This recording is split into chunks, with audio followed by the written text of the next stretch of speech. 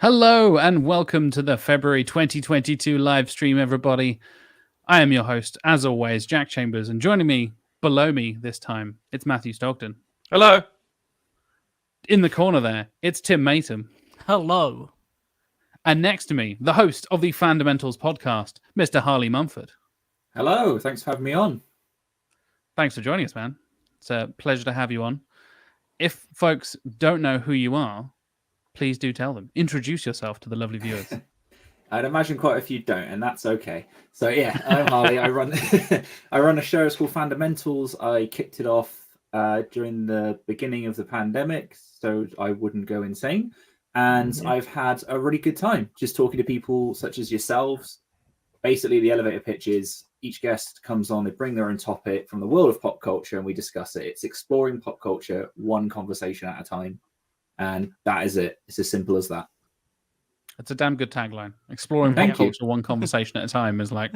it took me a year to figure that out. No shame there, no shame.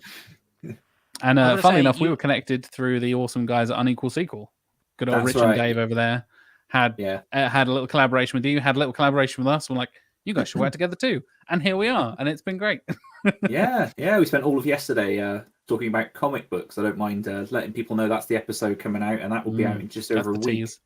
Yeah. I've got to say, you are putting us to shame with your room setup. Like, you've got like guitars and amps and stuff there, and like a proper arm with a pop shield, and I've got my fucking washing. Yeah, errors and Matt's endless boxes and stuff like that. So yeah. It's mostly storage. I mean, listen, this arm's off Amazon. This is just stuff that I've held on to for the last few years, and that is something I refuse to get rid of, even though it serves no purpose anymore. It just sits there gathering dust. I thought you were going to say like, oh, these don't even have guitars attached to the bottom. They're just these are just cardboard. Yeah, that's not a thing. It's all just a big like cardboard cutout, like some Wile E. Coyote drawing of a tunnel. That would be amazing. Yeah. Well, if you haven't already guessed, ladies and gentlemen, from the thumbnail, the title of this video, we're going to be talking about the films of one and only Christopher Nolan, as picked by Harley himself, because we let the guests pick the director we're going to talk about. So, Harley, why Christopher Nolan? What was the inspiration there? Why Nolan specifically? The honest answer is Gadget stole my pick for Denis Villeneuve. That's true. Setting this up on the email conversation, I was literally booking you guys at the same time and going back and forth and stuff. And then we scheduled Gadget in, who was our guest last month in the January stream from Modern Escapism. I was like, oh, he picked Denis Villeneuve. I was like, okay, cool. And literally, like the next day, I messaged you like, hey, man, who do you want as the director? Like, I'd really like to do Denis Villeneuve. I was like, oh, for fuck's sake. Straight away. It's a bloody good choice, to be fair, as we talked about. You can't go wrong. I mean, that's just purely, I think he's amazing. And Blade Runner 2049 is my favorite film of all time. So I was a little bit disappointed that it didn't win, but that's okay. It's a bit of a meme in our community, so that's fantastic. Yeah, no worries. But yeah, I just thought, well, who else? And there's a whole bunch of them. And yeah, Christopher Nolan just stood out to me because my second favorite film is The Prestige. And he's just one of those guys that obviously we'll get to it. But I just think of that, The Dark Knight, Inception, and there's a couple of others I caught up with this week that I've been meaning to watch for years. And I just think he's a really interesting director. He's one of those that he's almost he's almost his own sort of I'm trying to think what the word is. He's an auteur, isn't he? Really, he's an auteur. He's a guy that and when you hear it's a Christopher Nolan film, you know it's going to be interesting. Whatever it is, you're just like, okay, we're in for something truly unique here. Nolan is the brand now. It's the general public. It's like they may not know his name entirely. They're like, he did this, and you insert a name or two of a film, and they go, oh, well, yeah, then I'll watch it. That kind of mentality to it, which is exactly. Was it a Tenet poster that just had like Christopher Nolan and then like Tenet in tiny little letters down the bottom? We didn't know what Tenet was, but it was like it's the new Nolan film. This is why you care. Nolan's it's not like the new John David Washington movie. It's not this stars Michael Caine in 2020. Yeah, it's like no, this is the Nolan movie, and that's why you should care.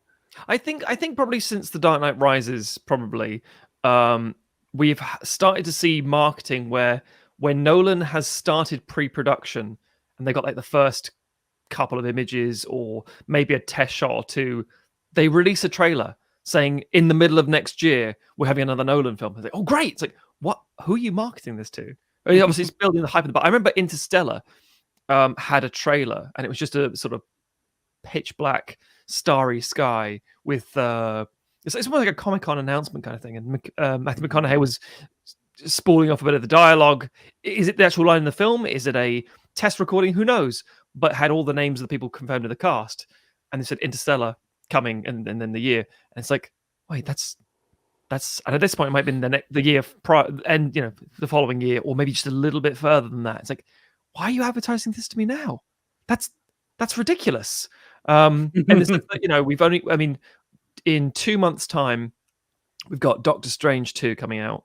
And that's the next big Marvel MCU film. It's a big talking point. People are like, oh, I'll see that after the huge fiscal success of Spider-Man: No Way Home. You'd think they'd be ramming it down your throats all the time, but they have a very scheduled and arranged marketing platform, as it were, and how they're going to do this. So the Nolan film's like, Nolan's doing another thing. Oh, really? It's about Oppenheimer. Fantastic. Is it out very soon? Oh no, we've barely begun filming it. We just talk about the casting. Got this picture for a poster. It's like, well, great. Remind me in a year's time. I'm going on holiday soon. Great, but not till next year. Oh, yeah. But it has everybody in it, right? Everybody's in it. All of Hollywood is in this film. That's all of Nolan for you. When you get that sort of prestige, whatever you like. Yeah. But I think that's part of how why and how he has become a brand. He is. I think Inception was the turning point. As far as I'm concerned, like coming off the back of The Dark Knight and being known for stuff like Memento and The Prestige, and the way that was marketed, where the trailer was very, very good, and it also told you absolutely nothing. And I think that he's very tight-lipped when it comes to plots and stuff like that. Perhaps even more so than stuff like the MCU, but not from a. I get the feeling he's doing it more from an artistic integrity point of view than that's just how our contracts are written. Sure. And I think that because he's not pumping them out at the rate that, I think it's telling that we're comparing the way his films are marketed to something like an MCU, because he is very popcorn, but he's also not pumping them out at the rate of the MCU, obviously, because he's one director. But I think that the studio looks to them to be major tentpoles, and they do so well amongst a certain kind of film bro that they can get that. They rely a lot on word of mouth marketing for one thing, and for that build up of that anticipation, like, oh, what's he doing next? And I think that they, that's kind of how they market these films, is to get the word out early and to get people really excited and talking about it from the earliest point possible, point of view kind of thing. I mean, that's what the Oppenheimer, for example, it's like, is this just going to be a straight World War II film about the creation of a nuclear bomb? It's like, no, it's from the bomb's perspective. Nolan, you gimmicky bastard. I think that's a fascinating thing to talk about Nolan for a second, because we just sort of slid straight into the assessment here. But so basically, so all of us have sort of gone with Nolan's career effectively.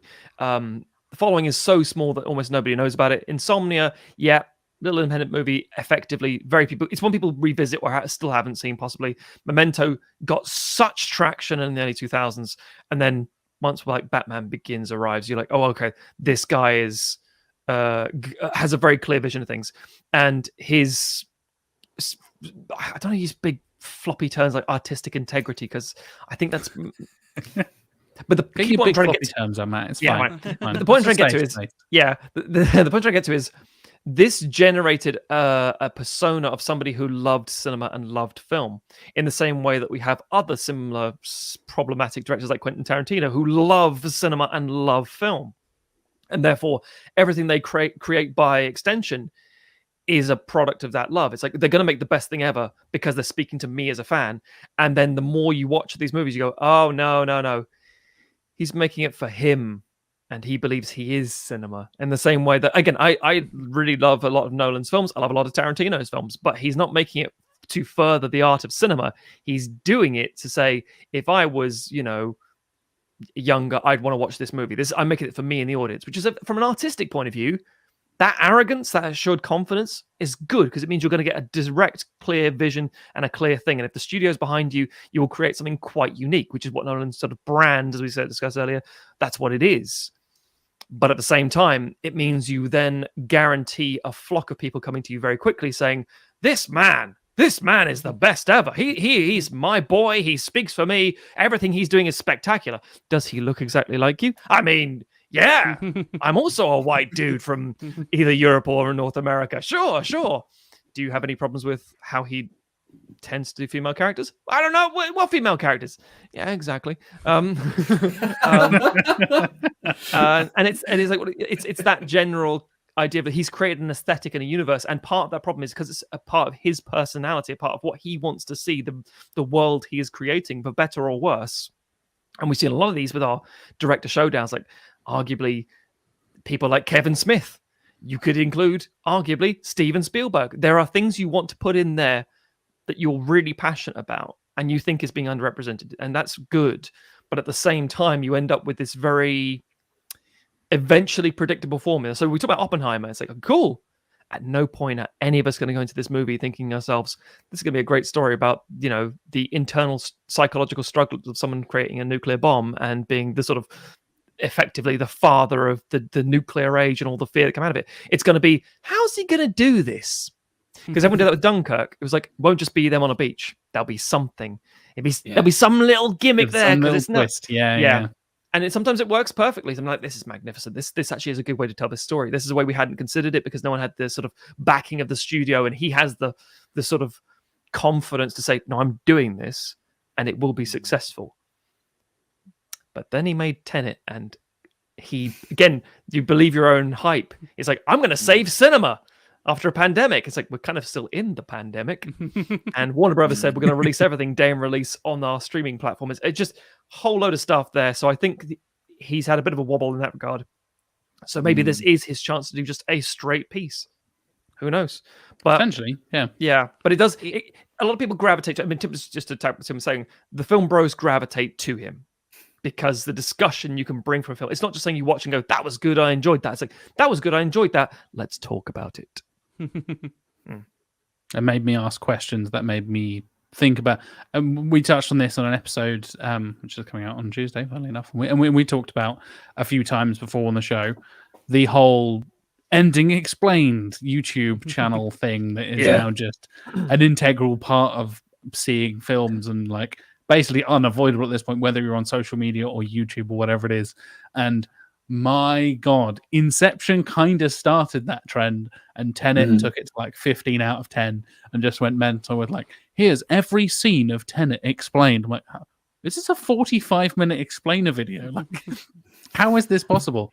To be fair, you probably need it for Tenet, but is this thing of like, he has the little twists and turns and ending moments where he wants to leave you guessing in certain ways. He wants to build this world, and I think using the word gimmick there, Matt, is an interesting way of putting it because it's never just a straightforward. Dunkirk is not just, here's a war movie in chronological order. It's like, nope, I'm going to have these merging, converging timelines and weird things, and the sound is going to go all weird. Well, maybe that's not on purpose with Christopher Nolan all the time, but the sound is going to be used in interesting ways, and he's going to play with the ideas and the concepts of storytelling. And I know we're jumping right to the end of his most recent film here, but like Tenet does that to the nth degree and is like, let's tell this story sort of backwards. You're like, wait, what? I mean, you kind of did that with Memento, but now you went a bit mental with it. Yeah, there's one shot in Memento where a character gets shot and the shell goes into the gun, and it's like, oh, I wonder what happened there. Imagine that's a whole film. It's like, yeah, I don't really want to, but okay.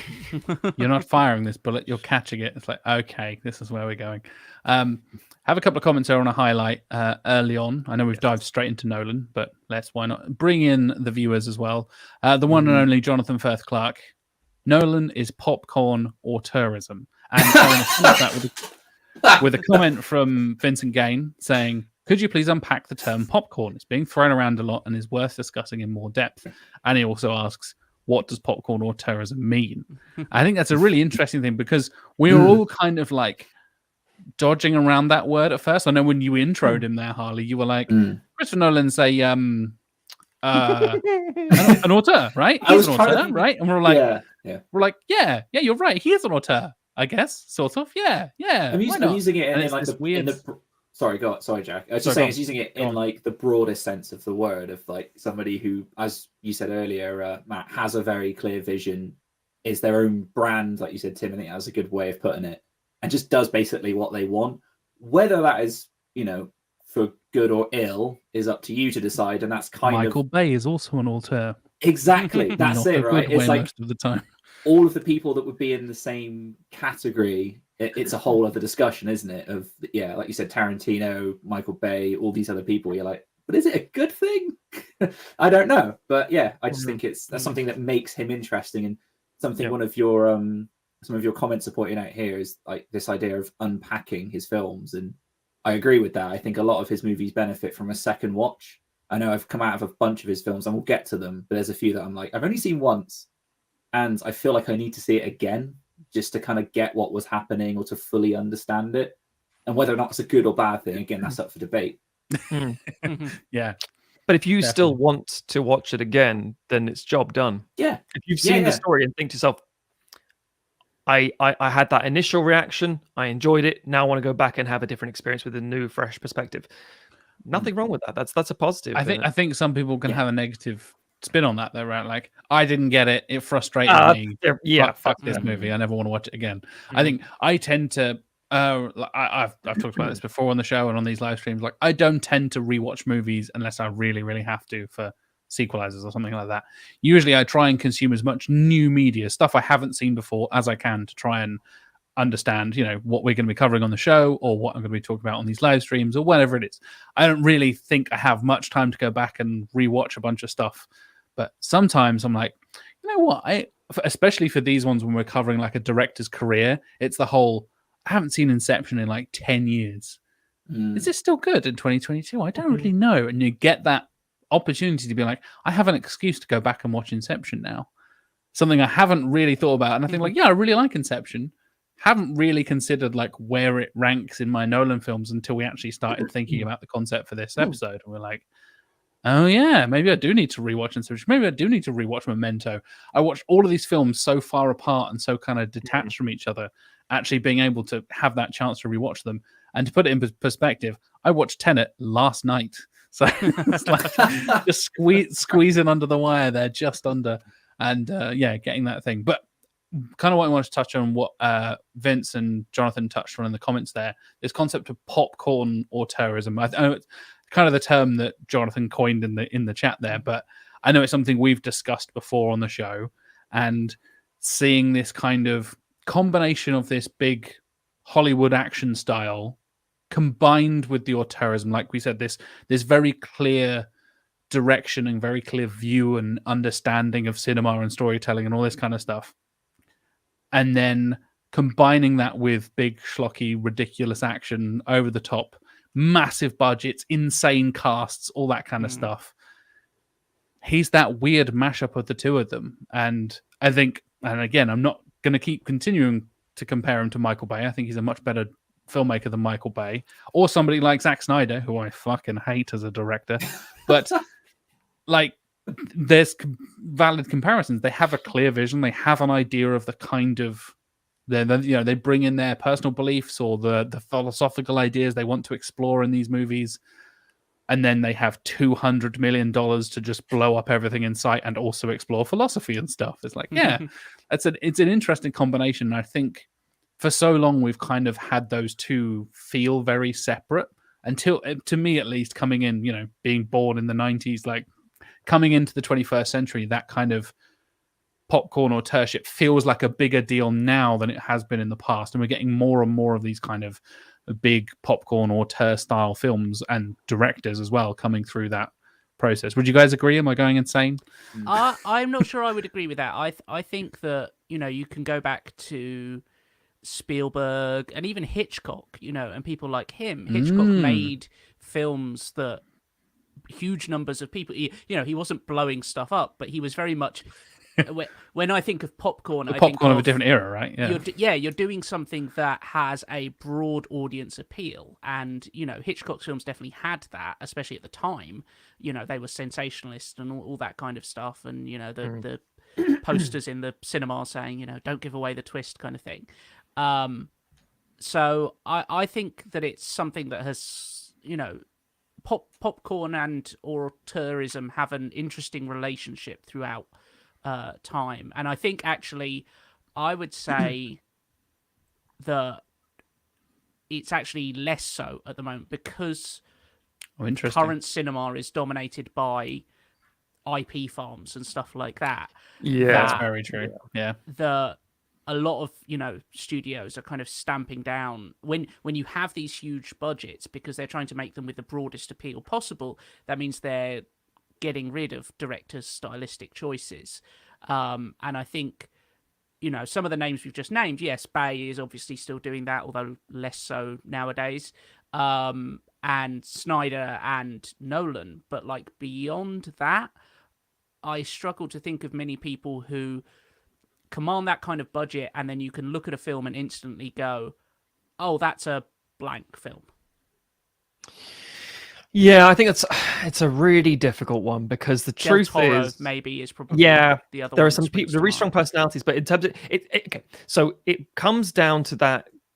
It goes down back to the definition of that popcorn auteur business again, and both of them can be and have been seen as very derivative terms. What we're saying by popcorn is it's not smart and everyone likes it. What we're saying by auteur is it's Kubrick, it's really highbrow and you should enjoy it. It's got his personality and fingerprints all over it. You might not like it though, it's not for everybody. And the never twain shall the two meet. It's that kind of thing that's like, you know, you can't have both. You can't have mass appeal and be a really highbrow film, which is obviously bullshit. But it's something that we're led to believe by the war, as it were, between award-driven, critic appreciated, accredited films, and on the other side of things, box office appeal. That's why we still have the debate of like, yeah, it made a lot of money, wasn't any good, or it was really good, no one saw it. These aren't necessarily products of whether the film is actually well constructed or not. They're products of the environment, the industry, and how we promote these things and how we market them and how people attend these things. And that's why you get individuals like Christopher Nolan who feels like the fucking second coming because they're bridging a gap. Because they're like, I'm going to make a highbrow movie about dreams. Sounds wanky. It's going to do really well. Like, how would define really well? I just made a Batman movie and now they let me do whatever I want. And then I'm desperate to get another Batman movie going so I can do whatever I want again. It's like, oh, okay. I mean, good. That sounds fantastic. Well done. But and also to have that that continual streak, that it isn't a sort of up down Ridley Scott style sort of thing, or a Terry Gilliam. He's too weird. We can't count what hell's going on there, sort of thing. To just keep going. Yeah, I'm going to do this again. Much I had to say it. Tarantino is another example. He does whatever the hell he wants to do. His films are very identifiable as his own. And yet, you see, new Tarantino film, and there are rated movies, 18, 15 rated movies, and they always do well, both critically and commercially, which shouldn't be a thing. That should be at odds with each other. We tend to associate popcorn with action, though, and Nolan. Okay, so I'm gonna deviate a little bit here. Nolan is a fascinating individual because on the surface, he presents a very clear, controlled air of who he is and his vision because he speaks articulately and well and knows what he's talking about in terms of the industry, and he's got this clear vision. You think, wow, that guy knows cinema. He knows what he's doing. Whatever he's doing must be just as intelligent as I imagined he is, even though it's all projected nonsense.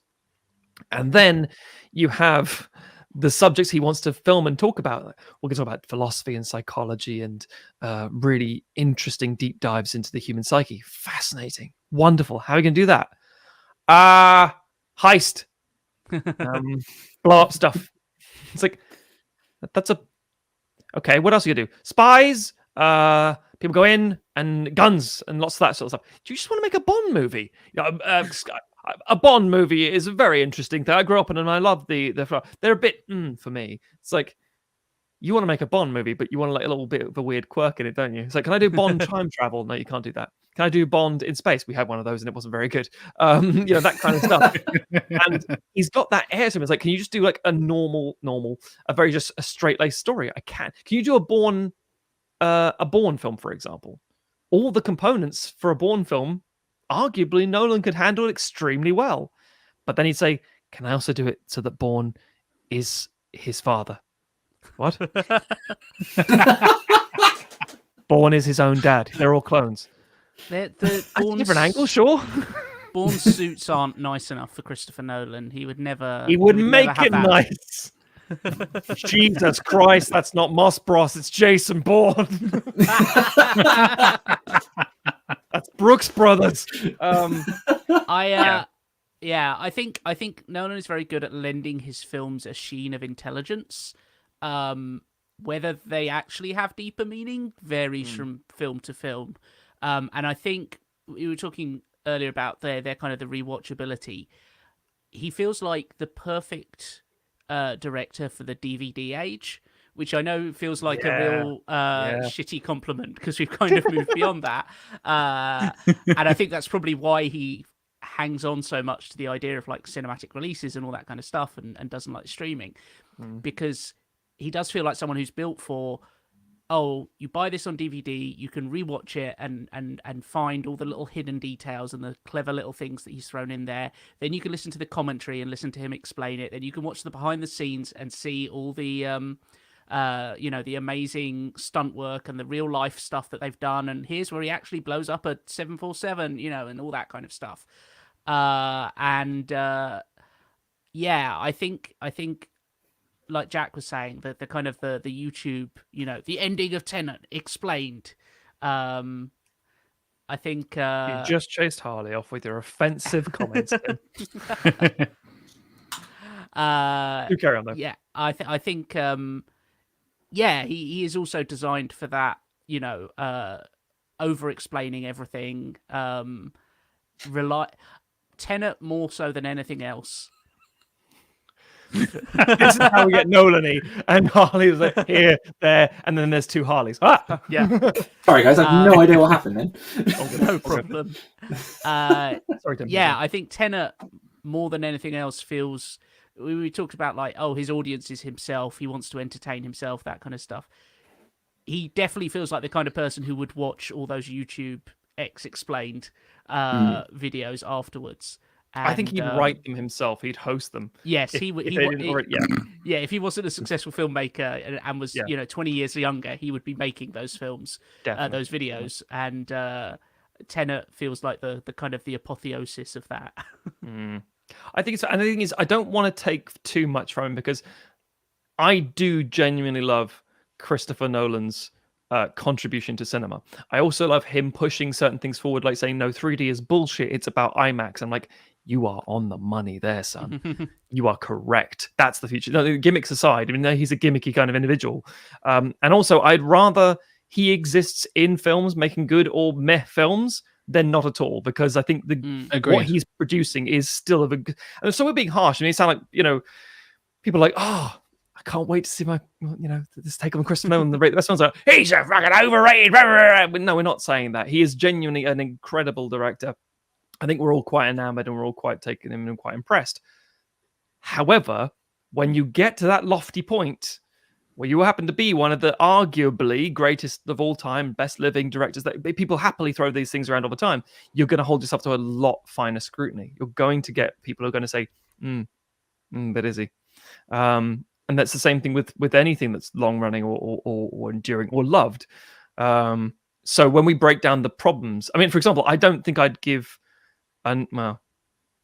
No, I gave Tenet 2 out of 5. Ooh, I did not. okay. There's no subpar Tenet. There's no subpar Nolan film. Arguably, there are just very weak elements, which aren't backing up the strong basis for it, and that could be because there's no one pushing or challenging him. That he is like saying, "I want to do this," and everyone in the studio says, "Here's some money," and all the actors say, "I don't care. I just want to be involved," and nobody stops to say, "How does that work?" And you see it later. You see it in all the reviews, and then people say things like, the sound design was off. And he said, "Well, I wasn't paying attention to that." And he said, "It's very blue, this film." I said, "Well, I'm colorblind. I'd only see certain colors. That looks good to me." And it's like, oh, this all makes sense. Yeah. Well, you need someone near you saying, you need George Miller's wife who's like, "I'll edit this and make this into a film." That's something that counts. I don't know. His wife, for example, is a producer on all of his films, so she is probably that counsel. There is that person in his, and his brother helps him write a lot of the script. So there are definitely those voices. It's just a question of sometimes being pushed just a little more, basically, because we want to see good cinema. We want to see him doing things that we're going, "God damn, this man is amazing." Yeah, isn't it? Well, this is it. It's a thing of I respect him a lot because I think he's trying to bring the spectacle, which is what people go for. Hence, pushing it in cinemas, and obviously we'll get into it. But all of his films have a visual element to them, which is just phenomenal and works so well in a cinema experience. But then it's that thing of, like you say, he wants to bring his own unique spin and twist, and he wants you to think about plots and whether or not that works. It's hard for anyone, I think, to have a 100% success rate all of the time with everything they ever do creatively. So, yeah. It's basically impossible at this point. Yeah. Unless you're Denis Villeneuve. The exception that proves the rule, Denis Villeneuve. Yeah. You either do that or you do it without being flippant at John Cazale and you die. And you're like, "Oh, turns out every film you win was a spectacular one." He's like, "Yeah, because you didn't, without being rude, hang around long enough to make a load of shit movies." Orson Welles was a phenomenal director, peppered with terrible performances in between to get the job done. But anyway, you could say, Matt, that you either die a hero or you live long enough to see yourself become a villain. You either die Citizen Kane or you live long enough to become a Unicron. There we go. Yeah. That's not a tagline for this show. I don't know what is. Here's an interesting question before we get into brackets and stuff from ZDB. How would Tenet have been received if it was by any other director? Do you think the fact that it says a Nolan movie and the fact that, I guess, can he get away with more wank than the average director because he's Christopher Nolan? Yeah. Sorry, Tim, you go first. I think it's a difficult question to ask to answer because a film like that would never be made without a Christopher Nolan on that scale. I think read John Scarrett's mind. I doubt it would have been made, to be honest. There you go. I think films like that are made, but they are a lot smaller scale. Like, you wouldn't have the moments of like big spectacular action that Nolan wouldn't smash a plane into a hangar. Exactly, that Nolan can get away with. You would end up with a film like sort of like Predestination. Has anyone seen that? Yeah, okay, I see that. Very weird film. But these good comment here from Vincent along those lines. Tenet without Nolan is Primer. I mean, yeah, kind of. Healthy dose of Nolan. Yeah. It would be this interesting little sci-fi film that would probably not do very well in cinemas, would then find a bit of an audience on streaming. You'd have a bunch of people like us on YouTube going like, "Yeah, you should check out this film. It's like, it doesn't necessarily succeed at everything it's doing, but it's doing some really interesting stuff." And I think that, like Matt said, because it's Nolan, you do get more of a critical eye on it because he's working with huge budgets, he's working with huge stars, and people are gonna expect more. I think if it was Yeah. I don't know how Tenet would be if it was like another well-known director doing it. I can't really envision that. So to chuck my own opinion in here, Because it is a fantastic question. I think, again, Tim's right. Objectively, you can't reduce our bias of what it is at the minute. I think, in truth, Tenet would still be considered a mess, regardless of who did it. If that was the exact same outcome, people would say, didn't make sense. I think people would say it was an imitation, a copy of a copy sort of thing. Like, yeah, it's a bit Nolan-like. I see what you're trying to do. You're trying to impersonate this. And on top of that, you probably end up with, something. I think to right, scale is the key thing here, because I don't know who would have the clout to do this kind of concept with that kind of scale. I like Pandrew's suggestion here. Wes Anderson's Tenet. Oh, Bill Murray shoots himself from the future for some reason. No, it'd be in a very like wholesome, kind of nice kind of. Yeah, it'd be dun dun dun dun dun dun dun dun. There's something think music like down the corridor like this. So different. Catch himself across the room. I saw a guy. He looked like me from the past, me from the future. I don't know, but I'll think about it. Dun, dun, dun, dun, dun. It's like, thank you, Anderson. Starring everyone else in cinema. Cheers. Yeah, it's the other half of Hollywood. Yeah.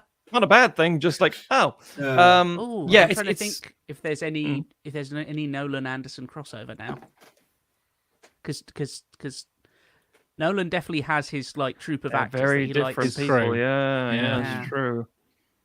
We're gonna sit here in silence. Has Michael Caine ever popped up in a Wes Anderson film? I'm not familiar with his movies. No, he's a Nolan boy, isn't he? No. But that does feel like I'll do some research and I'll come back to you guys. How about that? Okay. Yeah. I'd be good comment here again from Vincent coming through. Feels like Nolan but light. That was said about the Adjustment Bureau. I think that is a very good one. I quite like the Adjustment Bureau, but like, it's definitely one of those things where it's that kind of it's actiony spy kind of stuff with a cool sci-fi twist. It's like okay, it's just kind of doing that. So kind of, granted, it is based on a Philip K. Dick novella, short story, but yeah, that kind of thing. I think whenever anybody creates this kind of high concept but also action spy thriller type stuff, and they mash the two together, it's like, it's like this director's take on the Christopher Nolan formula and all that kind of stuff. You inevitably get like compared to him in that way, and I do wonder if we're going to see, because like he's still relatively young as well. I was amazed he's only about to turn 52 this year, because he feels like he's been around forever, because Memento was in the 90s, like way back when.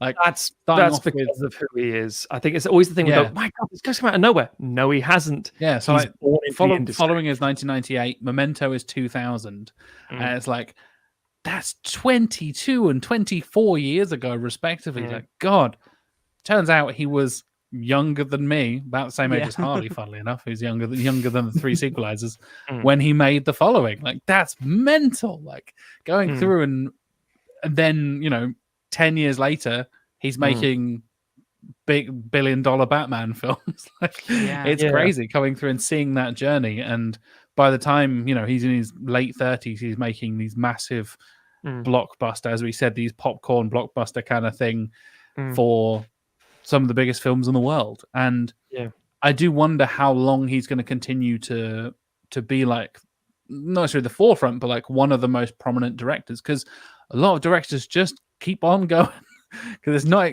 a lot of actors kind of age themselves out of like action roles and stuff, and singers will get, wear their vocal cords out and stuff like that.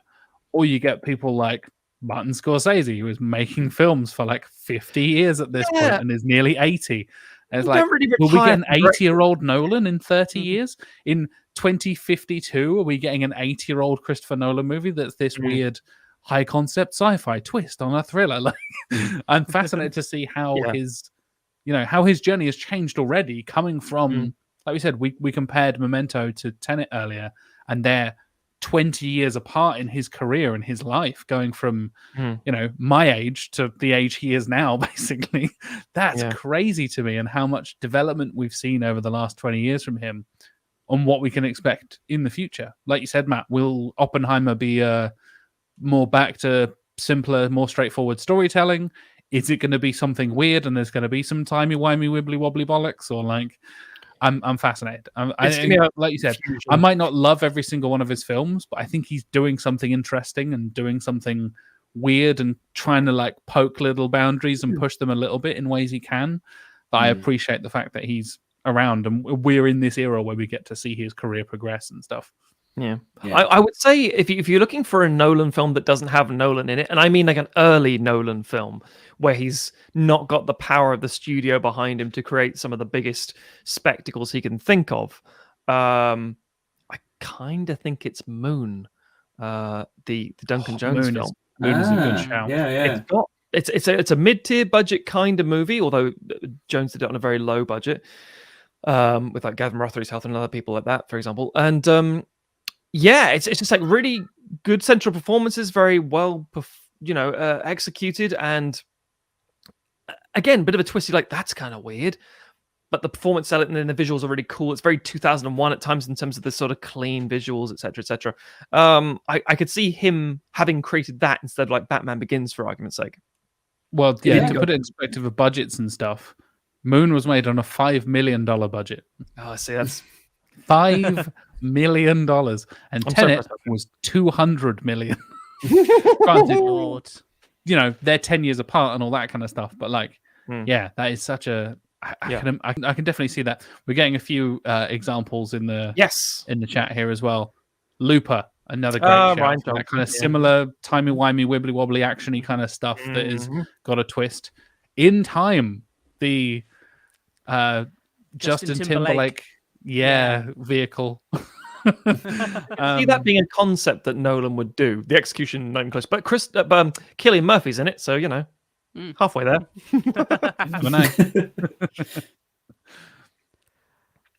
Should we get on to the brackets? Yeah, let's go for it. We already have. No, we haven't. Okay, we already know the winner. Yeah, let's have a look at it. Let me put ourselves in position, if you don't mind, gentlemen. Here we go. I've cut you off. I'm sorry.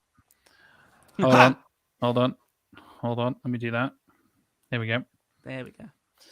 And then I think I can add our little faces with the names. Can I add our names? Show display names. There we go. We got our names back. Love it. I mean, you can cut me off. It's okay. But I'm more happy to present. Oh, I can. Oh, great, brilliant. Yeah. Thanks for your permission. It's more important. Just kick him from the stream, Jack. That's really that's what the people want. I can do that too. It's great. Just kick him out and then bring him back in again. You see me appear behind Jack's camera as I run to his house and bop him. Anyway, hi. Here's our Christopher Nolan bracket as assembled by the beautiful John Scaddett. Who is in the chat, by the way. Hello, John. Hi, John. Yep.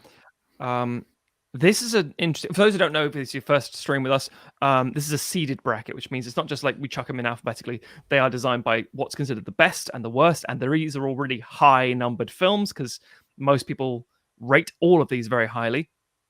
And we're going to work, one against each other, do a vote, see what happens. So I'm going to do a quick. And these are rated by IMDb rating, right, Matt?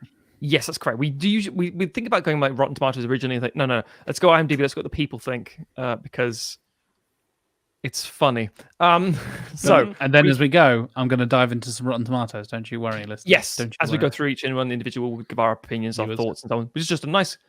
What did I say? Listeners. I said listeners. Oh, sorry. I thought I said right. Well, you lot. We're going to go through this very, very quickly, just to remind you of what he's directed, in case you think, I love Nolan, but what's he done? So, The Dark Knight, Dunkirk, Tenet, The Prestige, The Dark Knight Rises, that will not win, Inception, Batman Begins, Insomnia, Interstellar, and Memento. I'll give you an initial rough overview of what we're looking at here and what to expect. And that's just our general, how we've laid it all out and things. I've got to be honest with you. Sometimes we look at a bracket and we go, oh my God, there are some hard battles here. And it's never clear who's going to win. I think Ridley Scott was very much like that. There was just so many things that like, oh, that's going to... And John Carpenter as well. There's like, favorites versus which is best executed and so on and so forth and blah, blah, blah. And that's all good and well and bits and pieces. But having said that, I think this one is quite clean for me. I've wargamed this for myself a couple times. I think I know exactly where this is going. I feel the same way for the most part. I think the first round's going to be pretty easy. I think it gets then very tough once we get through to the semi-finals. So fair. Harley, any initial Harley, how are you feeling about the bracket? Yeah, I think it's quite an interesting lineup. I think there's a couple here that are going to be, I'd imagine, over fairly quickly. There's one down the bottom left there. I don't think it's going to have much of a fight. But yeah, fuck magic, right? No, I'm kidding. Matt hates magic because people think he looks like a magician because he does. So there's a long ongoing. Do you want to borrow my top hat here? I'm going to say something that's going to not help. I have a top hat. Amazing. You magician motherfucker. You didn't bring it to this live stream? It's up there. I probably should get it. But it's like, which hat? They're all your hats. Quote that film. Which one of you's bored and which one's Angie's? I need to work this out right now. I am. Oh, yeah. That's something we should cover right now. We're going to probably end up spoiling things. Yeah. Just putting that out there right now. Things going to get spoiled. Hopefully nothing too dramatically. But okay. Can you spoil Tenet? I don't think you can. Yes. I think it's possible. I think you have to understand it in order to spoil it. Yeah, I can't spoil that then. Fair point. I get it. There's not much to get. So, and that's not me insulting the viewer. That's me insulting the film, thinking it's more than it is. I would say, actually, no. Let me put this a question. I'm going to cover you up again with this amazing. Matt fashioned himself on Bowie and Prestige. You got the Tesla look there, mate. I'm sorry. It's just fact.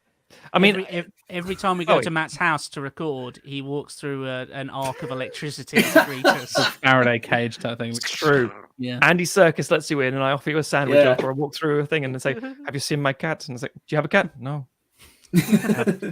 Okay, fine. No. I'm going to ask you all a very nice, simple question. What's your favorite Nolan film? Let's go with Jack, Harley, Tim. Inception. Oh, you've mentioned The Prestige already. I know yours. Yeah, The Prestige is definitely mine. Yeah. Tim? I am also a Prestige man. And I am an Inception man. I smell problems. Oh dear. It's going to get rough in here. Yeah. They're on opposite sides, so that could be the final. We've never final right now. If you've never seen a stream before, in order to break a tie, we go to you, the viewers. So get your opinions ready.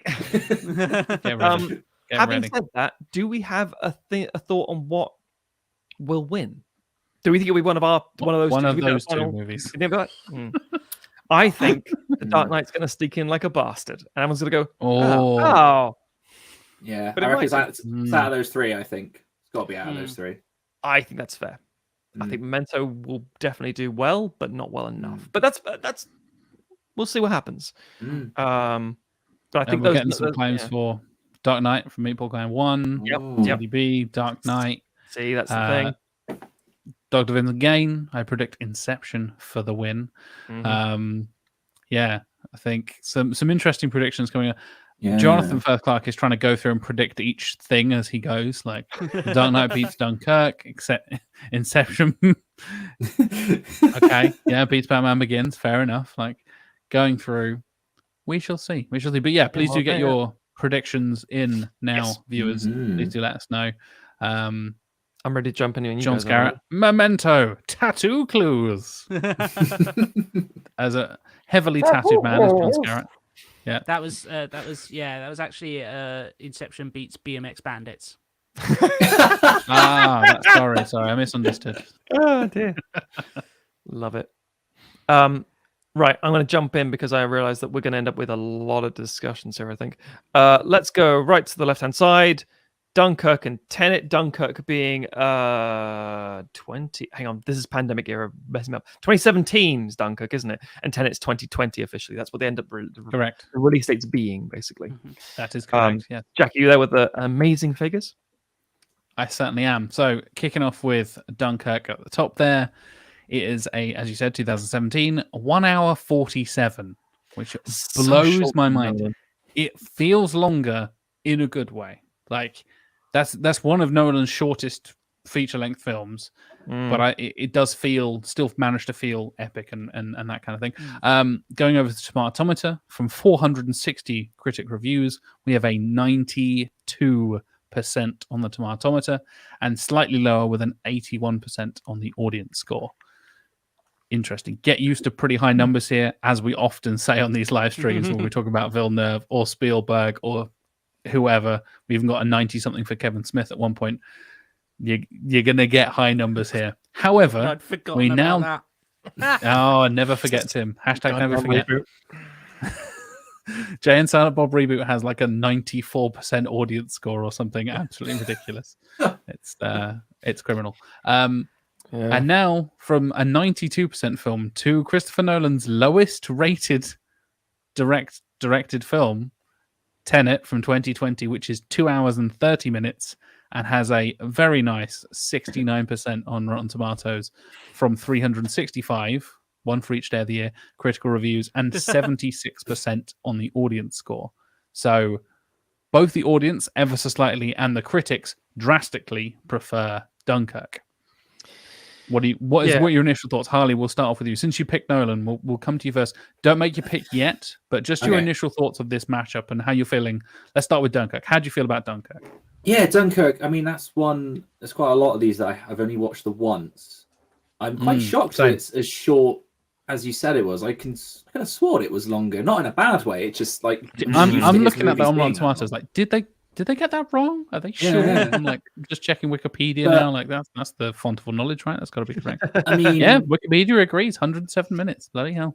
It's a solid movie. It's one of those when you say, someone's doing a war movie, especially World War II. It's one of those subjects that's been done to death in cinema. So you kind of think, how are you going to do it in an interesting? Yeah, how's it going to be done in an interesting way?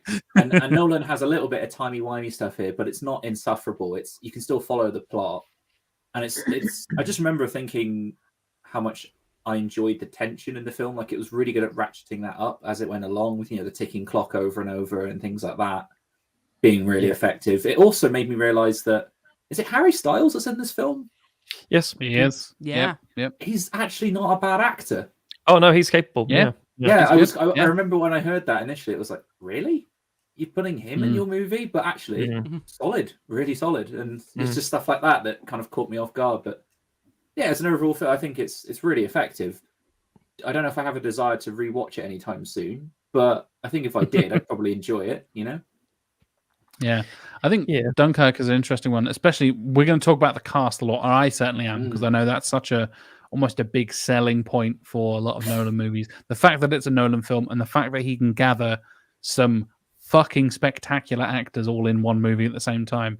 And giving Harry Styles basically his big breakout role, and spoilers, he might be showing up in some bigger franchises such as the Marvel Cinematic Universe in the future. Yeah. I can see Harry Styles maybe doing that transition of the kind of musician to actor kind of thing and going off, and he's got that kind of charisma. He's got that sex appeal. He's a bit different and isn't afraid to play with not living up to typical pop star expectations and not dressing necessarily how a lot of people expect him for his gender and all that kind of stuff.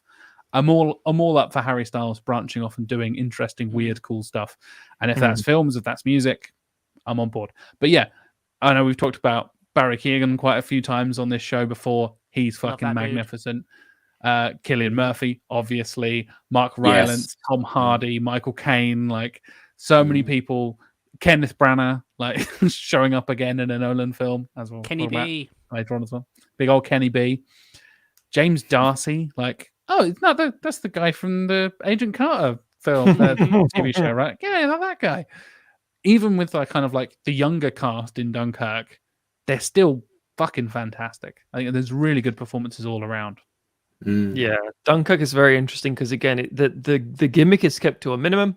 I think Harley nailed it with the idea of the tension because the dialogue takes a backseat to the music, and Zimmer is producing this constant ticking and driving and moving, and it's like a one-act play that doesn't let up, basically, and showing things. One of the most important things, and I've had a conversation with a friend about this the other day. Actually, it's a fascinating dichotomy where on one side of things, it's quite realistic in a lot of how it's portrayed. And the fact that they've got really young men as the soldiers rather than something like Fury, for example, which is still really good in what it's doing. But it's like, we're going to have a tank commander being 50-year-old Brad Pitt. No, you wouldn't. the wizened, age-old, like, veteran of the military will be probably 25, that, or maybe like a 30, like a really old man, because that's just the reality of World War II, especially in certain draft-based war. It was kids, and so these people look like boys, and that's as in like early 20s, mid 20s. No offense, Harley, and but they don't look like, who shall I cast this role? Benedict Cumberbatch as, the fresh-faced soldier trying to get back to war. James McAvoy. It's like, no, not these 40-plus-year-old men. You want literally someone who's age-appropriate for what was the experience at the time. That being said, I can understand being a little bit of a dip critically and from the public because of the fact that it is just a very straightforward piece. There's not a lot actually. A critical dip to 92%, man. That's a dip. It's a dip. I mean, from the audience point of view more than the critics, but it's just the idea that it's not like, it's a film about World War II. It's almost like his least gimmicky film, right? Yeah. Like, it doesn't have that Nolan-y twist. Yeah, and because Britain especially fetishizes World War II, and the actions they're in, it's like, and it was released at a time when, I mean, again, it was 2017, wasn't it? We said literally when the language being used in Britain was about that Dunkirk spirit. It's like, you don't know what Dunkirk is, do you? I think you mean like the VE Day sort of like, or V-Day spirit, that sort of thing. Yeah. Or D-Day. Sorry, that's what you're thinking of. That going forth and that. But the Dunkirk spirit is about a colossal miscalculation and this idea of the British public rallying for their own. There's all really good morals. There's really good stories and really good emotional vignettes. I think they're fantastically portrayed and it's really good. And there's little tiny bits all paint this larger picture. It doesn't do much to talk about how the French perceive the whole situation. It doesn't. It's very, narrow in its focus, but that's kind of the point. You're experiencing it from this first-hand point of view. So I can't discredit it for that point. So I think it's a very good thing. But I was going to say, I was talking to a friend about this the other day. The slight issue of contemporary looks at World War II movies. If you watch something like The Longest Day, for example, which tells both sides of the narrative rather well, because it was very lived memories for the actors, because they were there, or very close to being there, etc., etc.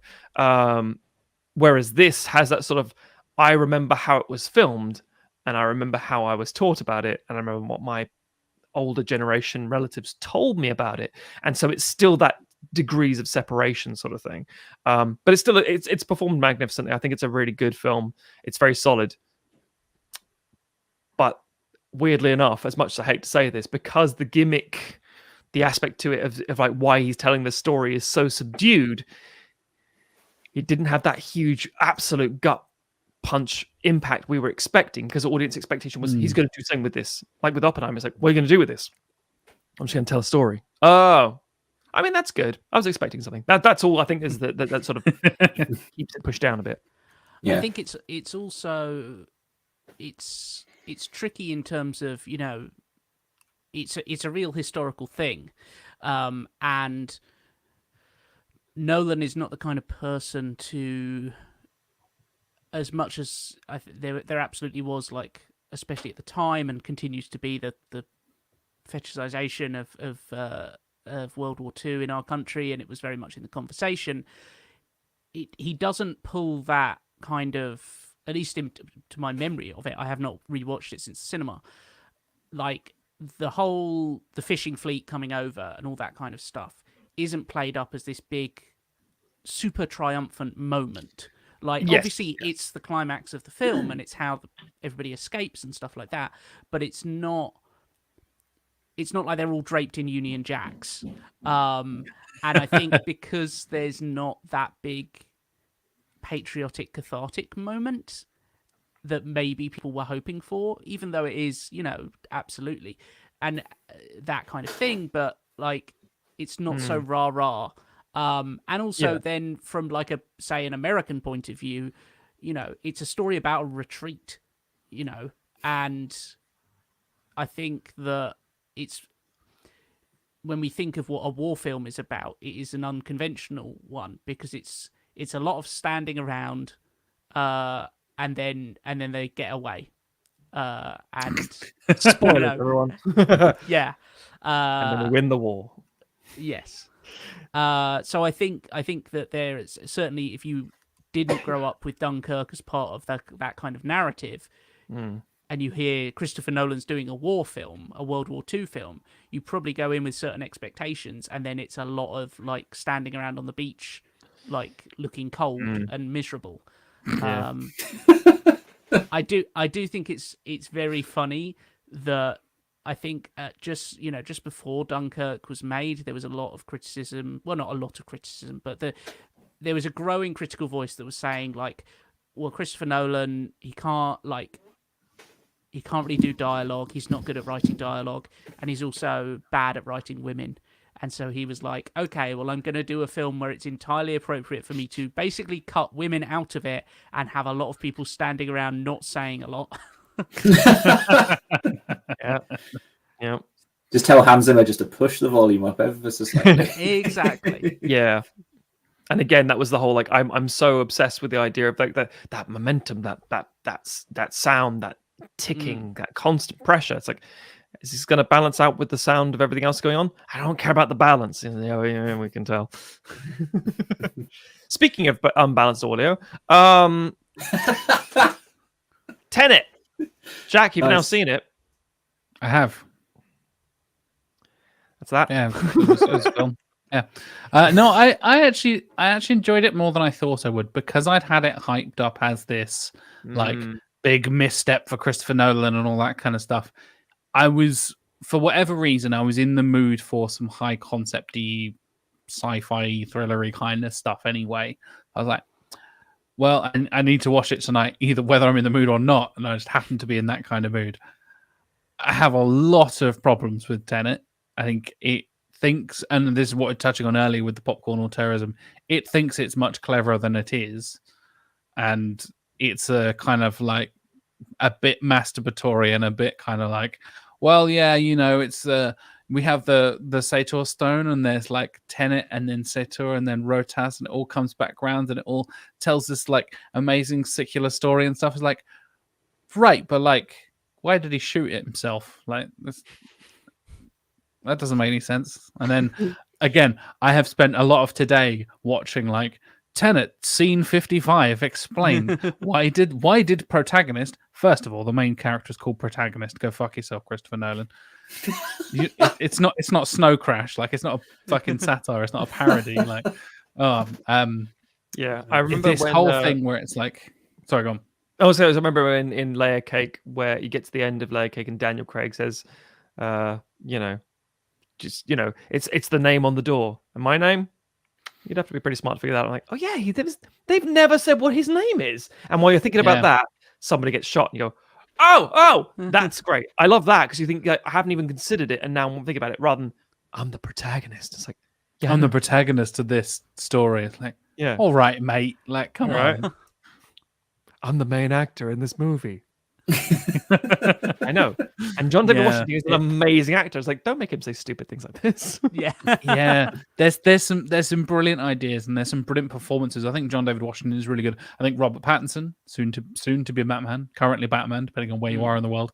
I think he's great. Elizabeth Debicki is great as well. Like there's some really interesting performances in there that are kind of mired in all the wibbly wobbly bollocks that they have to explain, because I think a real big problem for a lot of Christopher Nolan films is whether it works or not depends on how he delivers the exposition that explains the gimmick. And we've talked about the gimmick so much, like, oh, it's actually in reverse, or it's upside down, or if it's back to front, or there's layers and you don't know which one's real. Oh my God. But like, not to go on to Inception, but I think Inception is so similar to Tenet in so many ways, and it's this very layered level of storytelling, and you don't know who's who or back to front or whatever. And Inception really lays out its premise pretty early in the like, we go into dreams, we do the thing, and this is how incepting things works. This is how we steal ideas from people, blah, blah, blah. Tenet is just like, fuck you. Yeah. What do you mean? What do you mean, fuck me? I'm here to watch a movie. No. I think you misunderstood. Fuck you. I don't care. He doesn't have a name. He calls himself protagonist. Stuff's backwards. That might be him. Robert Pattinson's got a little clip on his bag. That'll be important later, or maybe it isn't. Who knows? Like, what? What do you mean? Like, but aren't you talking about like causality and how if you travel back in time, there's already a predestined journey for you in the past that you're affecting by going from the future to the past? So how does he travel to the past to recruit Neil in the past if he's coming from the future to then not know he's done it in the past? It's like, right, okay. And something similar to Looper, there's as soon as you introduce time travel, it's like, oh, you're opening up the door for plot holes here. Like as soon as you touch time travel in anything, you are treading on very thin ice with your plot and your story and your characters to actually make any kind of sense. And we touched on Primer earlier. That's another great example of like, what the fuck is going on? Why is his nose bleeding? Which version of him is that? And again, we'll get into this later with Prestige. There's ways that Nolan can do that and I think works. But I think Tenet is just a bit too messy and a bit too... I'm going to use the word masturbatory again, and I don't think it quite pulls it off. I like it as kind of a visual spectacle. I think it's very interesting looking. I think some of the performances are great, but I don't think it pulls it together in the end and kind of solidifies into something truly great like it could have been. Any else want to rant for 5 minutes about Tenet? Or is it just... I'll have a quick rant. Because if you ever want to hear more of my rants, I review most of these movies so you can read them online. That's true. That's true. Tenet, I would say, is very frustrating. Before you go out. Then go to the red right hand and read your reviews. There you go. Tenet is frustrating because for all the possibility, it was remarkably mundane. And I appreciate there are certain things done in camera that you couldn't do before, like, you know, and I saw it in a cinema. I braved the cinema at a very bad time in the pandemic. I remember you doing this, yeah. Yeah. And I thought, I'm going to do it. I'm going to be very careful, etc., etc. And the sound was not great. But not enough. They had to bother re-recording it with a silly voice. God. But yes, driving a plane into this hangar was very cool visually. So seeing that sort of bungee cable up the side of a building, things like that's done in camera. That's cool. Fantastic. Yeah, that's really cool. But there wasn't enough. All this potential of what you could do visually. Most of it's like minutia where you're like, oh, I'm watching a scene. Hang on a minute. I can see that going backwards. Well, that's cool. But there's not enough of that, and it's not done. I'm not saying it's too subtle. I'm saying I think that it wasn't done in a way that if you think about, you know, Inception. Oh God, I can't believe this. The two have a very strong comparison between them because of the nature of what they are. They do. Yeah. Mm-hmm. It's two films. It's split in half very awkwardly. On one half, you have this idea of you go through this the little turnstile, and now everything's going backwards, and you can't breathe. I love that little detail. Can't breathe oxygen because that's how it makes complete sense. Arguably stupid because, you know, your eyeballs are still exposed, but whatever, it doesn't matter. That's not how anything works, but I like the little, it's a little thing. It's fine. I'll go along with it. And you see them like, right, these things are going backwards, these things are going forward. And I'm like, yeah, I've seen TikTok videos do this better, though. I've seen people on like really short budget. I haven't got any money. I need to show you something cool in different, interesting ways. Do this, execute this sort of concept in a really clever fashion. And for everything you're doing here, it's just, yeah, sure. And on the other side of this thing, this other half of this film, it's a very straight Bond movie. It's literally just, here is a guy who is a spy who falls in love with the target's wife. And the target is a Russian man who's not played by Russian, who wants nuclear war, sort of, in the world, because I hate it. It's like, yeah, I've seen this story. Yeah, it was very interesting. Yeah. With the current political climate, it opens in the Kiev Opera House, and they're talking about, like, Russians starting nuclear war and all this kind of shit. I'm like, oh, God. I mean, that's unfortunately timely. the best kind of Bond film would do that. It would be, trying to tell a story that, again, like GoldenEye, it's like, yep, Soviet Union's breaking apart. It's like, oh, wow, that is going to be a really different, interesting landscape. So, that's going to be something that's worth talking about. Tenet, in that capacity, is telling a very contemporary story. It's telling the tense pressures of what is possible. And I think there's a sort of sum of all fears mindset of like, it's not the people with the nukes you got to worry about. It's the embittered people who get a hold of the nukes, who would actually use them. And in this case, a nuke is a really ugly looking metal MacGuffin that can be broken down like a sort of Star Trek prop. And it's like, what is that? And here's Aaron Taylor Johnson. It's like, what are you doing here? How long have you been in this movie? How about I'll back watch it. And it's like there's be a shaved version with a clean shaven face. It's Aaron Taylor. No, he's not at all. Just Aaron Taylor Johnson's in the last third of this movie for no reason. Brilliant. It's really frustrating. I think there's a lot here that's really fun and really cool visually. And even the things that they do visually, like flipping certain things in reverse, like that building blowing up in different bits. I'm like, that's cool and all. And I'm not saying just make it CGI because I don't want to say, because I think the fact that he's pioneering these practical in-camera effects is phenomenal. But none of it has the gravitas that it needs for the concept that's being put out there. I'm watching it going, I mean, yeah, it's cool. They're running forward, they're running backward. I mean, rather me thinking, how did they do this? It's like, well, they didn't do it with computers. They didn't do this with computers? Oh my God, that's insane. But I can sort of envision someone running backwards. That's like silent movie technique stuff. That's what they did in Guest House Paradiso to get like Ade Edmondson to put a fork up Rick Mayall's nose. I do it in my web series. If I want to slam someone's head in a door and it looks really painful, I do it in reverse, and then you reverse the footage and it looks really painful. It's like, yeah, it's a really old technique. And what you're doing here isn't huge enough that makes me go, oh, that is insane. So that's where that sense of disappointment comes through, because I think there's so much that could have been good here. And especially because the marketing was like, I can only give you a word. Tenet. Yeah? Can you give me a plot? Nope. Good character? Nope. I've done this. That's all you're getting. That was the elevator pitch. And the studios went, love it. So yeah. Yeah. That seemed to be this. Sorry, Sam, you go for a minute. No, you go ahead, Harley. I was just going to, just off the back of that, Matt, I think that's the thing that I find really interesting about this movie, is because I watch it at home. I was one of the people I'm not risking it in the cinema. I'm just going to get it on streaming. Right. But it was the fact that there was all this behind the scenes stuff going on at the time. And this film was, as you say, with nothing more than just a title and a loose idea of a concept. If you watch the trailer, which didn't really explain anything, it was like, this will be the film that saves cinema. And you're like, will it though? Because I mean, I'm the target audience for this. As has been established, I am young. I'm also I'm like the least at risk to be affected by what the virus and all of that. Sure. All right, mate. Fucking rub it in. Jesus.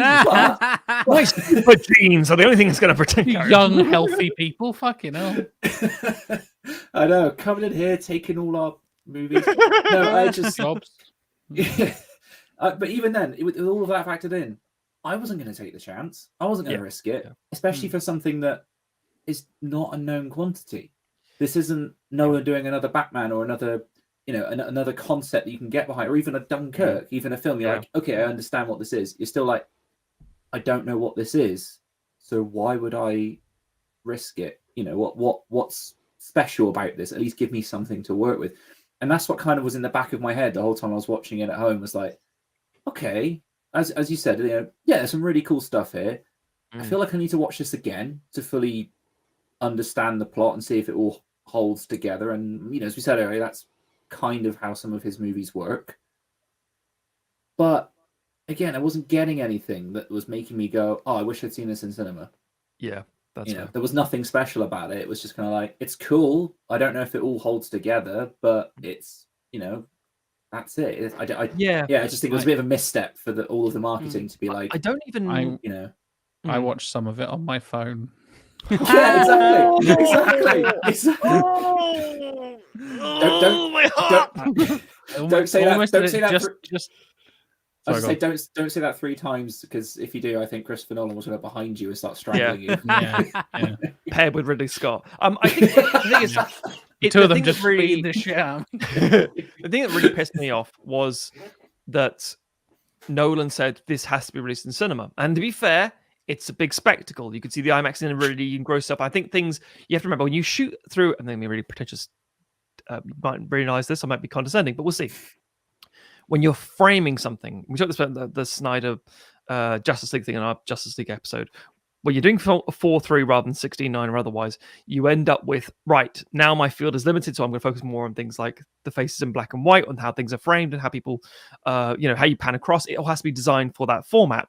Similarly, if you're saying there's something in the background of this shot that you'd pick up on, it's like, yeah, you'd easily see that in the cinema. You'd see that so quickly in the cinema because it's blown up so big. But on TV screen or a phone, you're like, is it? Oh God, there it is. It's because it's this tiny little precisely thing in the corner here. Like, yeah. And I the thing that really irritates me is arguably on the record, the thing that saved cinema, the first big film to make all the money, was Godzilla versus Kong. It was like people didn't want a highbrow thinky thing in the middle of a awful pandemic. They wanted we don't need to think about the end of the world at the moment, Chris. Yeah. Show me a monkey punching a lizard. That's what I want right now. Yeah. Show me a radiation-powered axe, please. Yes, exactly. And then they team up against a robot. But the thing is that the thing is the fact. The thing about that is that with Tenet, the real frustration is there was absolutely no reason to release it when he did. Yeah. It wasn't tied in with it, wasn't linked to anything. It could have been released right now and been seen as really prescient. And like, oh my God, this is so on the. I mean, I feel like I've been in a time loop my whole life because of the way the pandemic rolled out. I feel like I've been going backwards this whole time when we're starting the Cold War again. My God, he's nailed it. The man's a genius. Instead, we got the whole no one was watching it. Everyone was disappointed. It didn't do enough. And I think pushing so heavily to say, this has to be seen in the cinema. This has to be released. And I will save cinema. I will nail myself to that cross. Like, come on, dude. But it's still a very meh movie. So we've spent a long time talking about these two movies. We should vote. I'm gonna say some things because I haven't really. Sorry, Tim. I'm so sorry. I will be very brief. I think it's a film that really showcases Nolan's flaws, or where he has got Absolutely. to. And the dark side of being an auteur is, as we said, there's very few people to say no to you. And in terms of both direction and editing now, editing, he seems to have taken on board the note that people gave from Inception and were like, oh, too much over-explaining, too much exposition. And so now he doesn't explain things at all. And there feel like very important moments in this film that are 1 second long or half a second long and need the camera to linger on them. And I think, Matt, you are right. I think on a big screen, it probably does play a lot easier. But, I think even with that, I think that he is it feels like a movie that it's built so that it's very easy to watch on the 10th time round. When you know what's going to happen and you can spot all those details, which makes it so hilarious that he insisted on it being shown in cinemas, or not, but like released in cinemas, because it's a film that's built for the streaming and DVD and Blu-ray and etc. audience to watch over and over again and be able to rewind and catch the moments that they didn't quite catch. And I also think his direction is quite static in a lot of ways, and there is not enough of using the camera to make people pay attention to the things that they should be paying attention to. And especially in the final action scene, you have everyone is dressed the same, so you can't tell who is who, and there is it's just a lot of stuff moving on the screen in two different timelines, like two different directions in time, and there's very little use of the camera being used to say, hey, this is where your eyes should be going, this is what you should be following in this scene. So, and I think, like Matt said, the it feels like it's all been building up towards that final action sequence. The kind of, you get these little moments, and you're like, and then at the end we're gonna have this big battle where it's like, two different armies, and both of them have got people going in different directions in time, and it's going to be amazing. And there are moments that are really good. Like you say, the in-camera stuff with the demolitions and all that kind of stuff, that's very interesting. But also, it's like the direction of it makes it so hard to follow. There's very cool moments where I go, oh, that was cool, but I have no idea who they're happening to and why I should care about those people. Not caring about the characters is such a huge thing for me. I don't know who protagonist is, why he cares about anything, why he's doing any of this stuff. And characters are such a big part of me feeling immersed and enjoying a film that it's just like, I don't get it. Before we go to voting and stuff, just quickly want to highlight a brilliant comment here from Johnny. Tenet is not a Nolan at his best. It is Nolan at his most. And I think that is very much off of you, Tim, saying like it highlighted all of his flaws as well. I agree with that. That's a very astute comment. Nice. Well, I guess I got to vote first, right? It's going to start off with me. Yep. I'm picking Dunkirk, motherfuckers. Let's go. Yeah, I'll say Dunkirk as well. Nice. Yeah, Dunkirk easily. Why? I don't know why you're asking. Don't you? Now, to be fair, this won't take nearly as long because we've talked about Dark Knight Rises at great length. But you need to do the other side. Tim is correct. Shut up, everybody. Tim is absolutely right. God, never doubt Tim. Tim knows. Tim's the best. God's sake, everyone. Come on. Don't trust me. Yes, my apologies. You are entirely correct. We're doing the Outliers first. It's going to be Batman Begins versus Insomnia. Two very early Nolans, 2005 and 2002. I still think in some. I mean, we don't talk about the following isn't on here because no one has access to. No one really seen the following, and also not as neat. But I do think Insomnia is the least seen Nolan film of his main body of work after Memento. I thought it was the least Nolan of Nolan films, right? Oh yeah, I was about to say that as well. It's the least gimmicky. It's the least Nolan-y. He doesn't have that big twisty, crazy kind of moment. It's just a cop thriller, detective thriller type thing. It's a good detective-y kind of movie that plays on insomnia and psychological exhaustion and physical exhaustion and all this kind of stuff. And great performances by Pacino and Robin Williams and. Hilary Swank's also there, and it's not a very Nolan film, which is very interesting. I was going to say, Jack, in terms of the watching Tenet last night, I can beat you. I watched Insomnia this morning. took me ages to get hold of it. Well done. But and also the thing about Insomnia is a remake. Really? Of a 95, 96, 97 film, I believe. It's basically another one of those sort of David Fincher does the girl with the dragon tattoo, in that it's like, it was a Norwegian film, in the 1997. Yes, it's 97. Thank you. Yeah, exactly. So this one I think is going to be a bit of a clean one because I think Insomnia isn't necessarily a bad film at all. It's not a bad story. It's actually really good, and I very much enjoy it for what it is. But as we said before, with parts and elements of Dunkirk, without that thing, that gimmick, that hook, that element that is going to make us go, God, that made that compelling and interesting and fascinating. And the reason I rewatch it over and over and over and really instill those positive memories of this movie, I think it suffers heavily for it, unfortunately. Fair. Well, let's start off with Batman Begins, shall we? With the stats. From 2005, it's 2 hours and 20 minutes long, from 287 reviews, which is way fewer than I thought it was going to be, but fair enough. 84% on the Tomatometer, with a 94% on the audience score. The people love Batman Begins more than the critics. And then, as we said, 2002 for Insomnia, the other way around this time, unsurprisingly. The critical score from 199 reviews is 92%. And the audience score is 77%. And a runtime of 1 hour and 58 for Insomnia as well. I think Insomnia is interesting in that it taps into the other because Nolan's such a weird filmmaker. Like he loves to do interesting things with structure and time and stuff like that. But in terms of like characters and themes, he's actually quite lightweight. But I think the one thing that he does do very well is obsession. Yeah, I think this is one of the films that deals with that.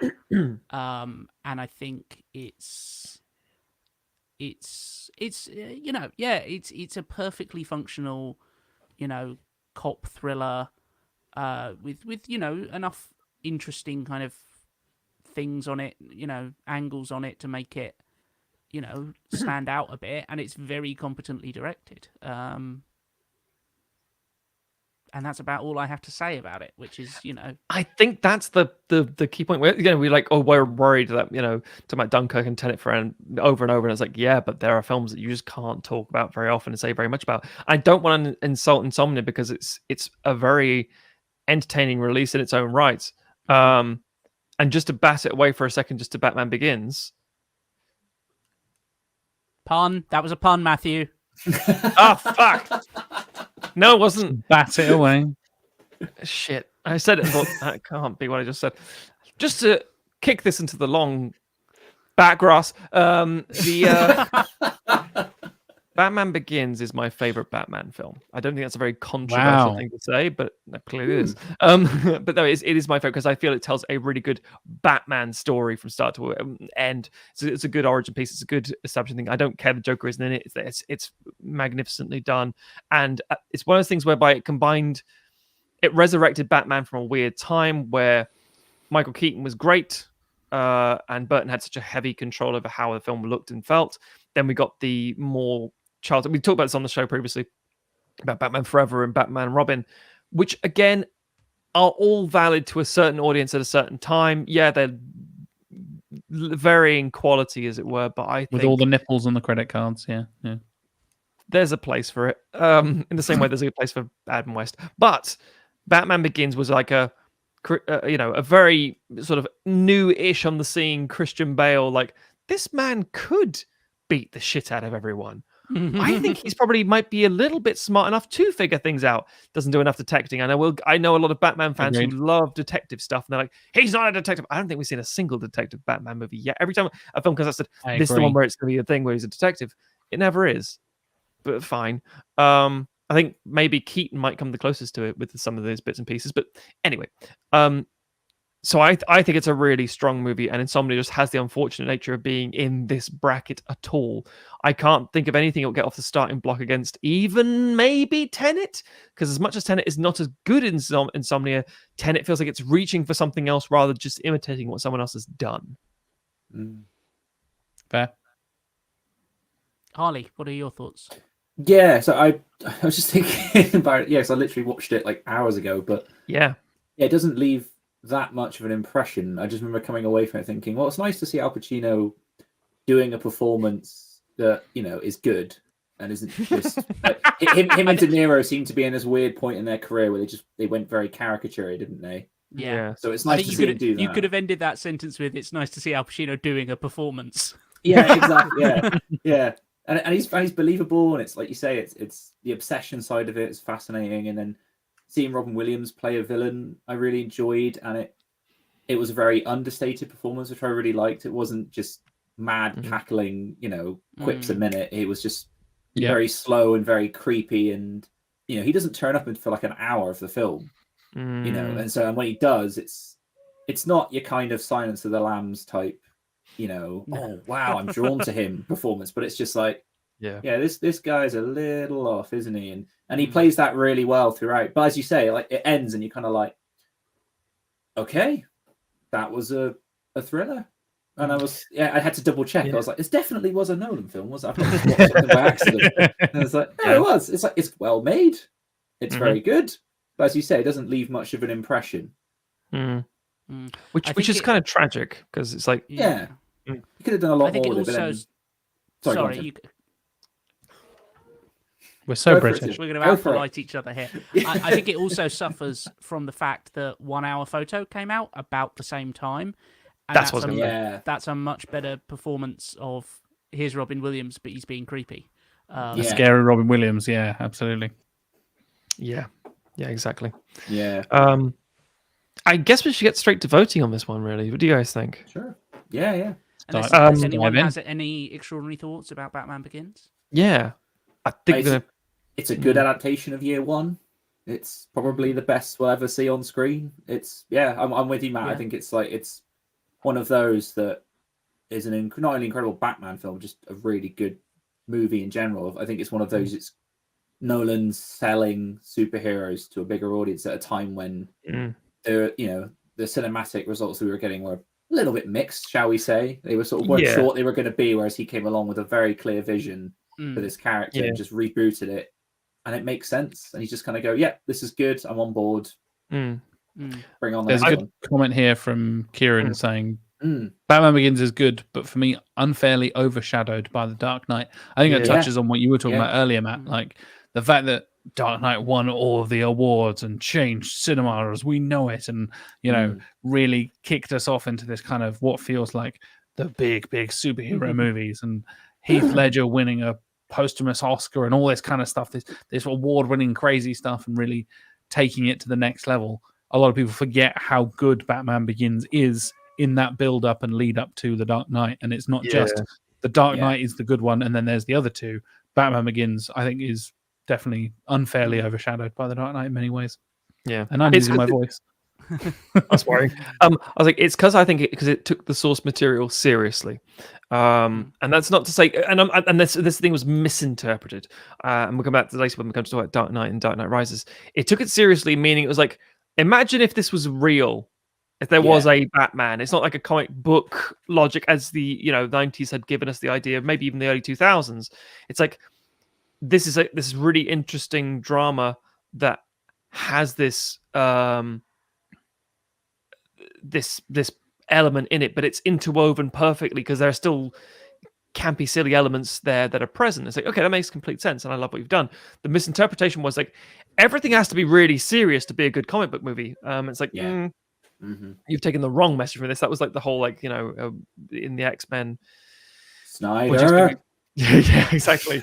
Or like, do you expect me to be wearing yellow spandex? And it's like, yes. Right. So the way we go, this one would be Harley, Tim, Matt, and Jack, and Toothless. I think this is another clean cut one. So Harley, after you, what would your vote, please? Yeah, I go Batman Begins. Yeah, Batman Begins. Clean up, Batman Begins. But Jack, just for purposes of Toothless agrees, Batman Begins. Yeah, that's our fault. Right. Now we get to see our 8 bracket, as it were. And I'm not going to lie, that's exactly what I thought it would be. Let's go back over to the top left. And speaking of Batman, okay. Return of the Batman. So we obviously talk about Dunkirk, so we won't mind that obviously at all. We won't rehash those arguments. The Dark Knight was a sequel to Batman, and Batman Begins had the promise of the Joker, and like, we'll see how that goes. No one beats Jack Nicholson. And it's a tragic backstory with the idea that Heath Ledger was died before the film was released, midway through the filming of The Imaginarium, Dr. Parnassus. And it's very difficult because The Dark Knight is a spectacular movie. It is There's a great quote here from Jonathan F. Clark touching on what we kind of just covered with Batman Begins. Batman Begins is the better Batman film.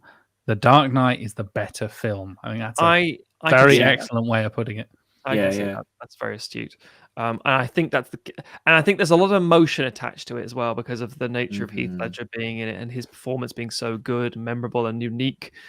And again, Aaron Eckhart not getting enough credit for a spectacular great Two-Face. Awesome. A great Harvey Dent as well. Thank you. Exactly. Exactly. It all is glorious. The problem is when you start breaking down like the same loopholes and problems I have with things like Tenet, we somehow gloss over quite conveniently in The Dark Knight. We're like, that doesn't matter. It's like, it does matter, but we're saying we don't care because we're enjoying it, and that's the difference between those two movies. But yeah, I think it's it will be for a very long time, in the same way that the 70s Richard Donner Superman film. I think people will say that this is the best Batman film of all time, some of the best comic film of all time. Some people will say it's their favorite film of all time, and I can't argue with those things because they're really, really, you can back them up quite easily with this clear hard cut evidence, basically. Do you want to give us some figures, Jack?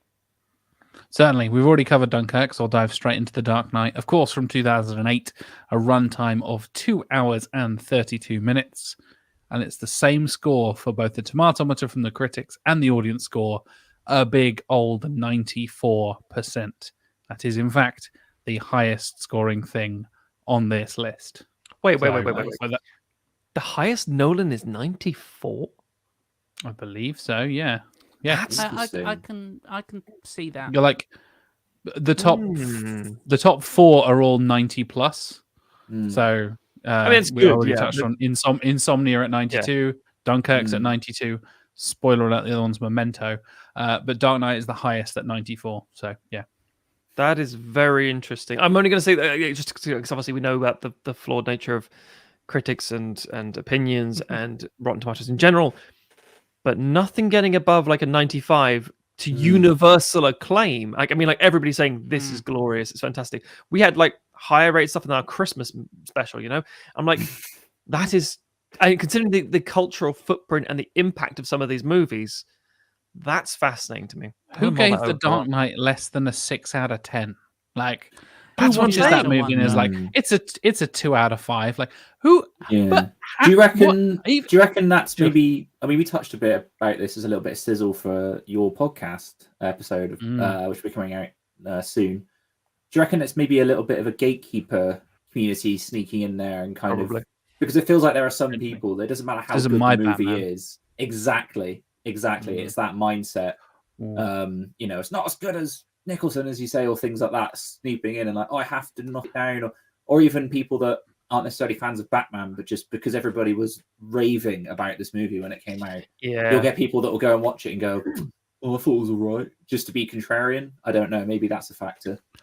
I think the contrarian factor is certainly thing. I've got a couple of the taglines from the negative reviews here on Rotten Tomatoes because I love delving into these fucking just adventures into madness of some of these critics. Ryan Gilbey from the New Statesman, who is a top critic with a star on Rotten Tomatoes, calling people out in June of 2017, so like 10 years after the film came out for whatever reason.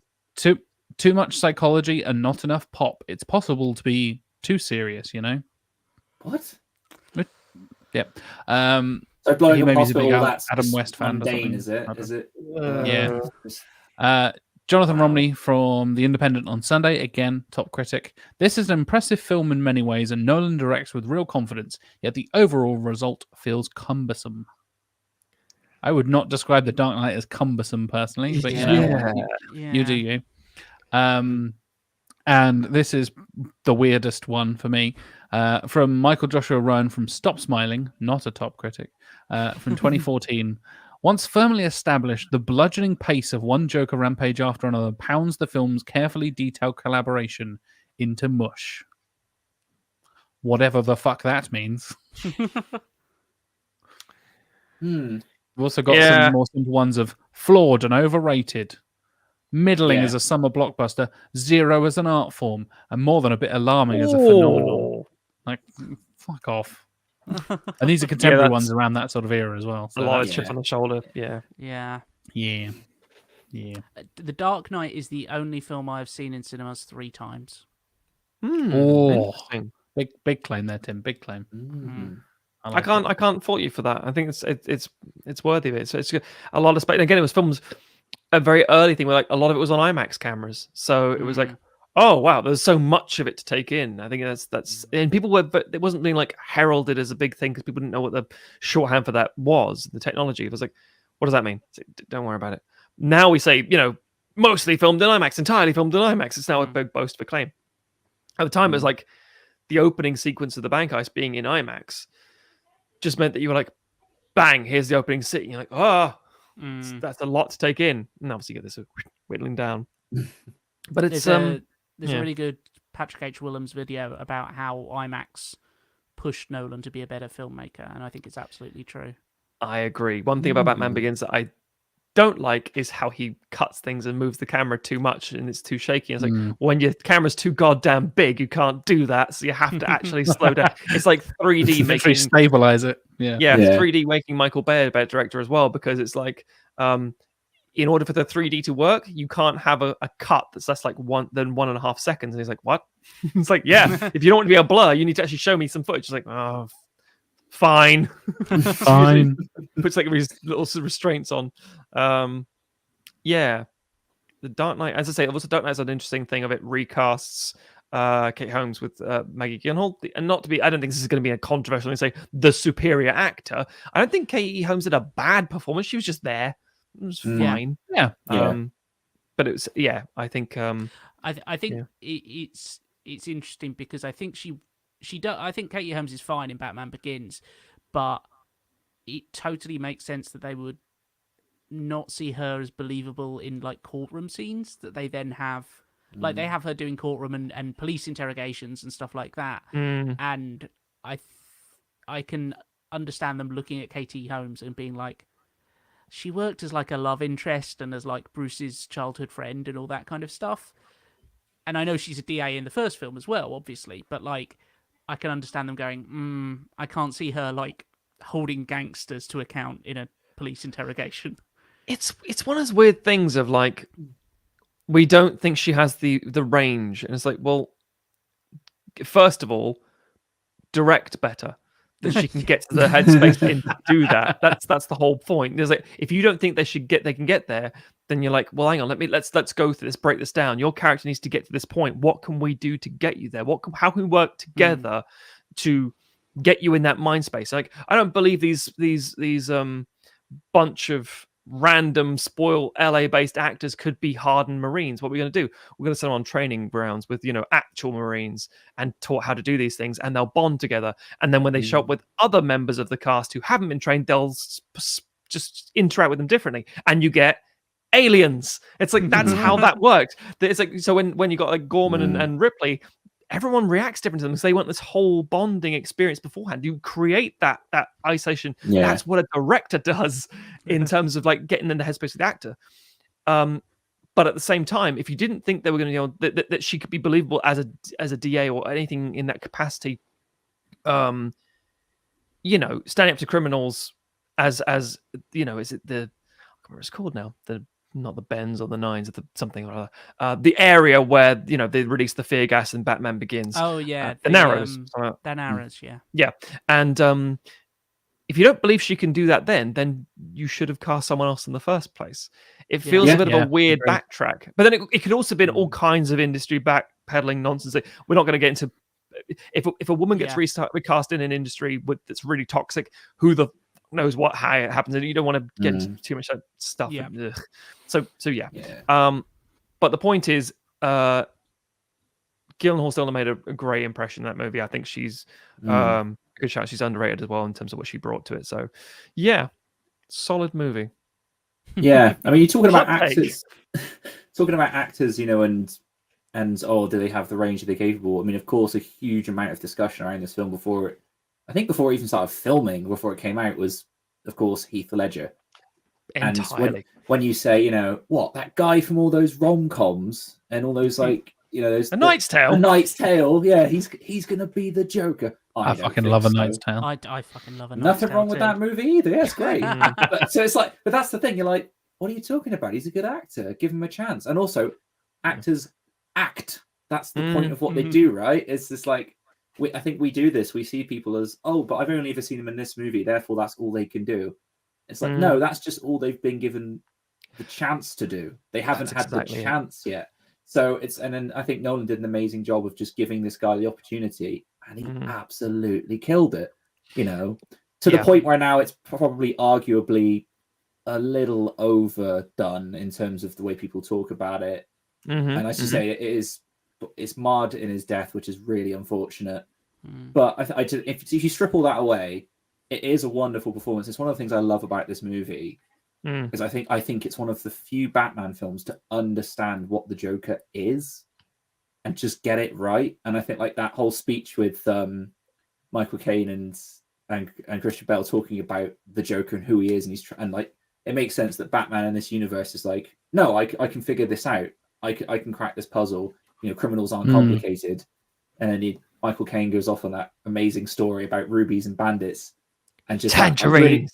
That really iconic line at the end of just, some men want to watch the world burn. And and you're just like, yep. He's nailed it. He's absolutely nailed it. And of course, that is exactly who the character is. He even admits it himself. He calls himself a dog chasing cars. You're like, well, no, you're more intelligent than that. But his ultimate end goal is chaos. And then if we talked about this the other day, you read comics, you go back and look at cartoons, any iteration of the Joker, that's the core of who he is. That's why he's such a great antagonist to Batman. Batman's methodical and calculated, and he's got a reason and a purpose. The Joker is the antithesis of him, and that's why they're such great villains, and that's why they bounce off each other so well. And this film just nailed that, and that's, I think, part of what makes this such an amazing movie to watch. Yeah, if you're trying to play chess against somebody and they know how to move the pieces, and you're like, right, I'm 3 moves ahead of you. It's like, oh, good.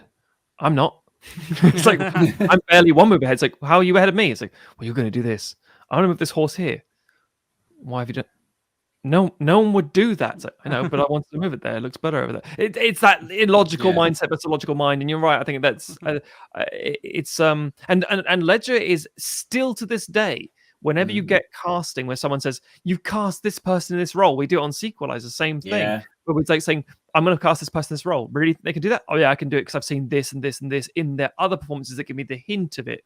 I get the idea that they've got that kind of personality that might be able to sell it for this kind of whatever role it happens to be. But anytime someone says, I don't see it working, say they're going to cast, I don't know, a huge other comic book movie or a historical role, like we're going to cast the role of Genghis Khan, who's going to be this individual. I don't see that working. They're far too funny and kind and nice. Heath Ledger did it. And you're like, fair point. I'll wait and see. Yeah. That tends to be the shorthand. Yeah. He did it and won an Oscar for it, no less, as well. That's the thing. Yeah. Yeah.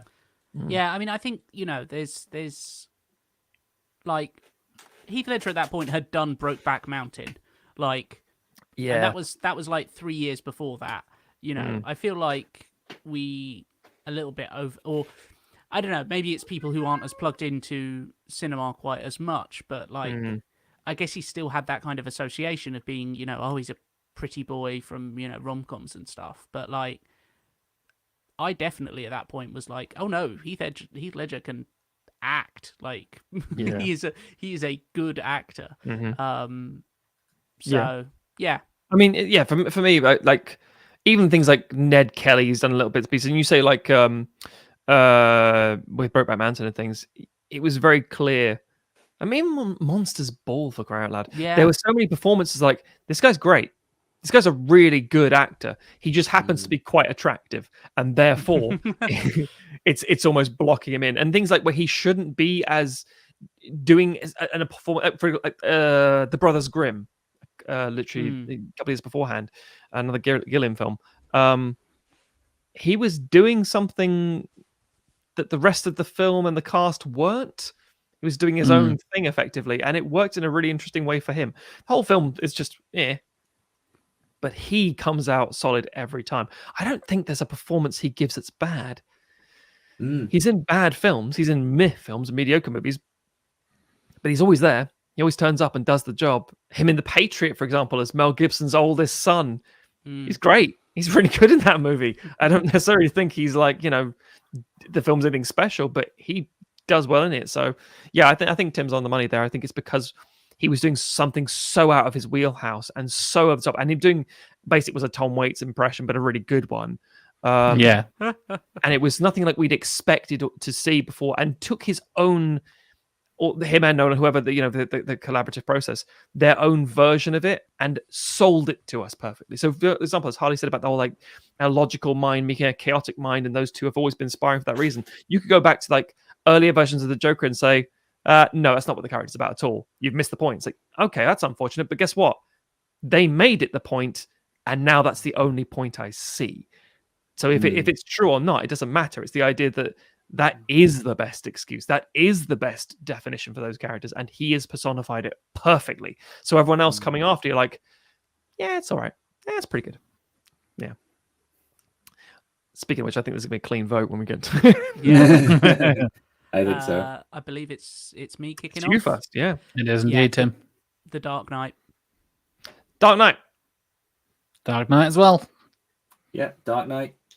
I think that was always going to happen. That was always yeah. Sorry, Dunkirk.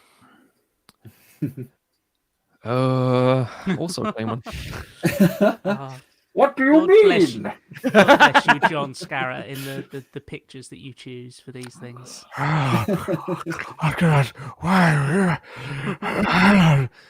What are you doing, Bale?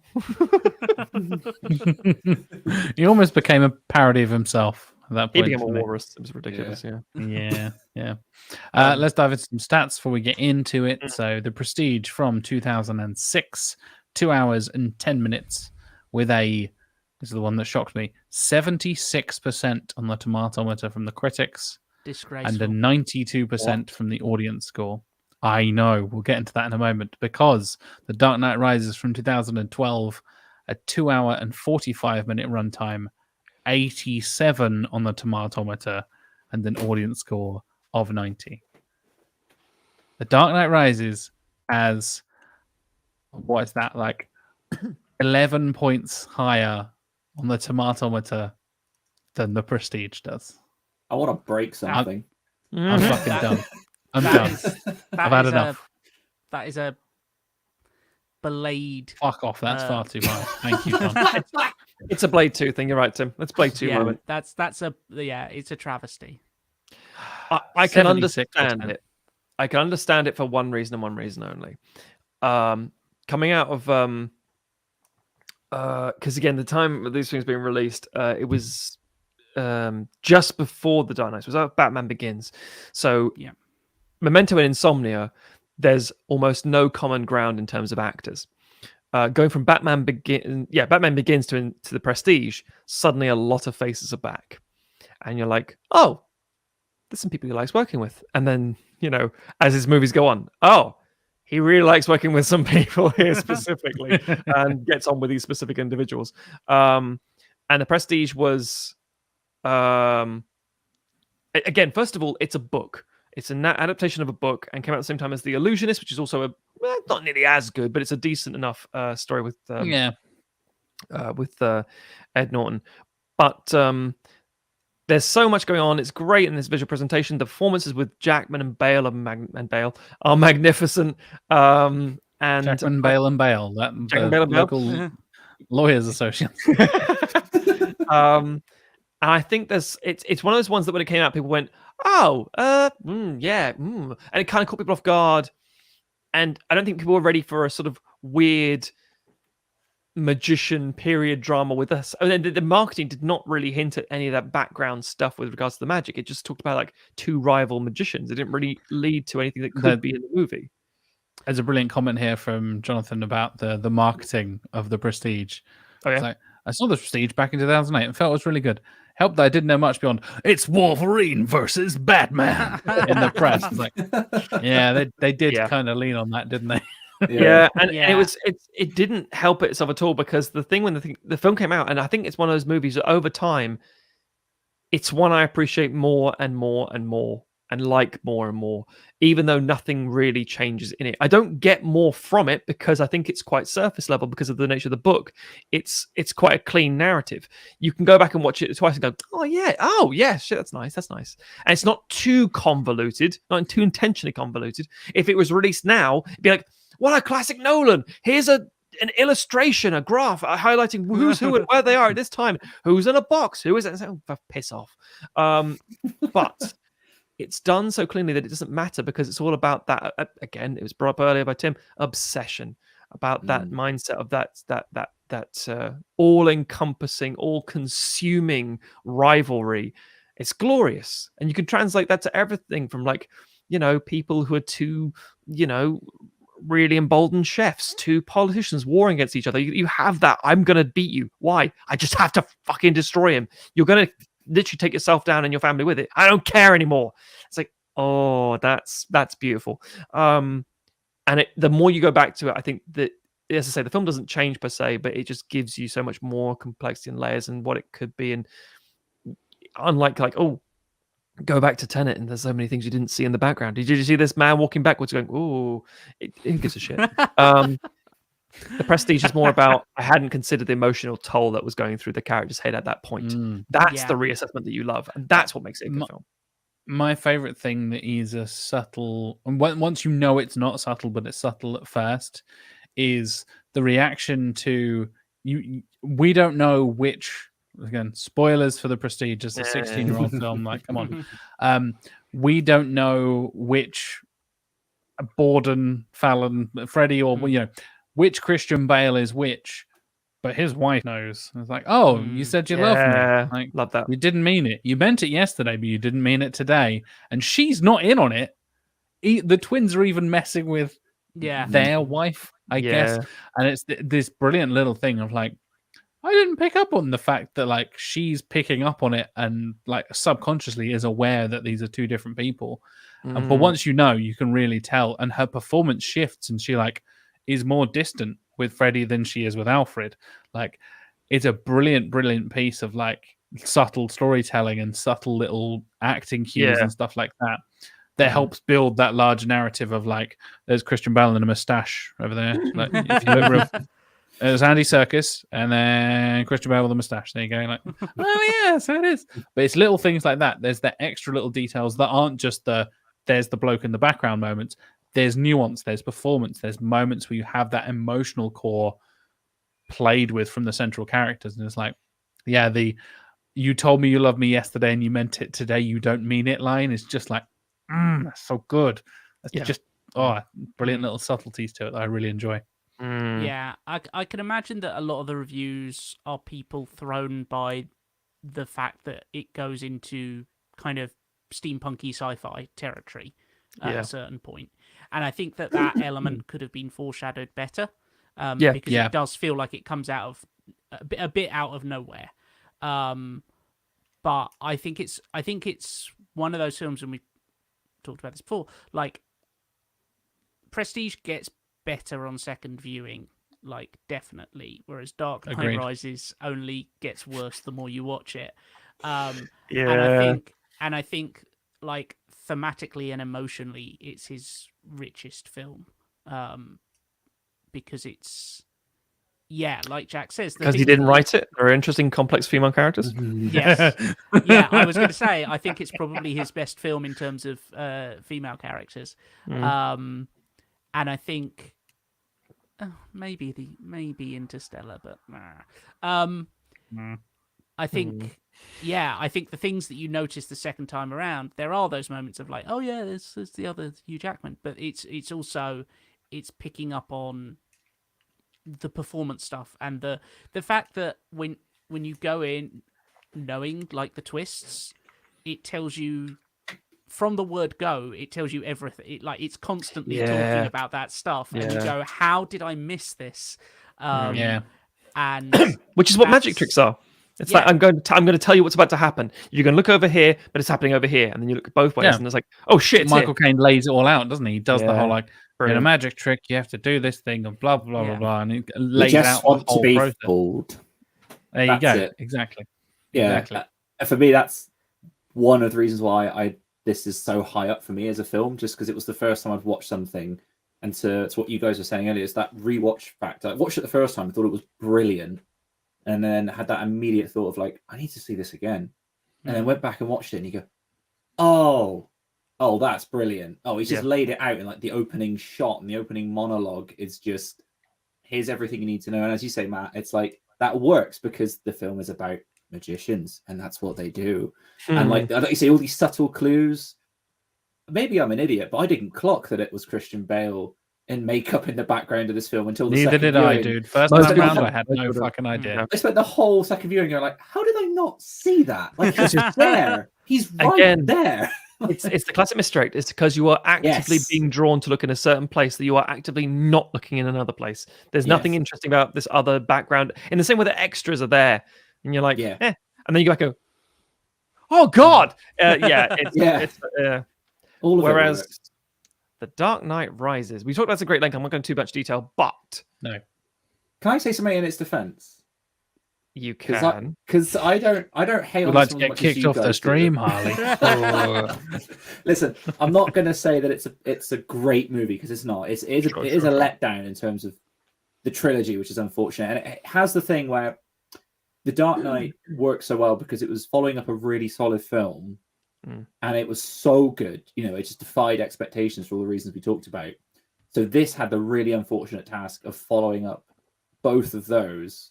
And it's like, how do you do that? And you've got a director who at the time clearly wasn't that invested in finishing this off. And it's quite visible on screen. And I think it's a film of two halves. I think the first half of this film is pretty strong. And then the second half just kind of tails off because they hadn't really thought about how to write an ending. It was just kind of like, Batman comes back and saves the day and we're all good. And it's like, but wait, what? He was in a pit halfway around the world with a broken spine, or he's done some push-ups and he's fine, is he?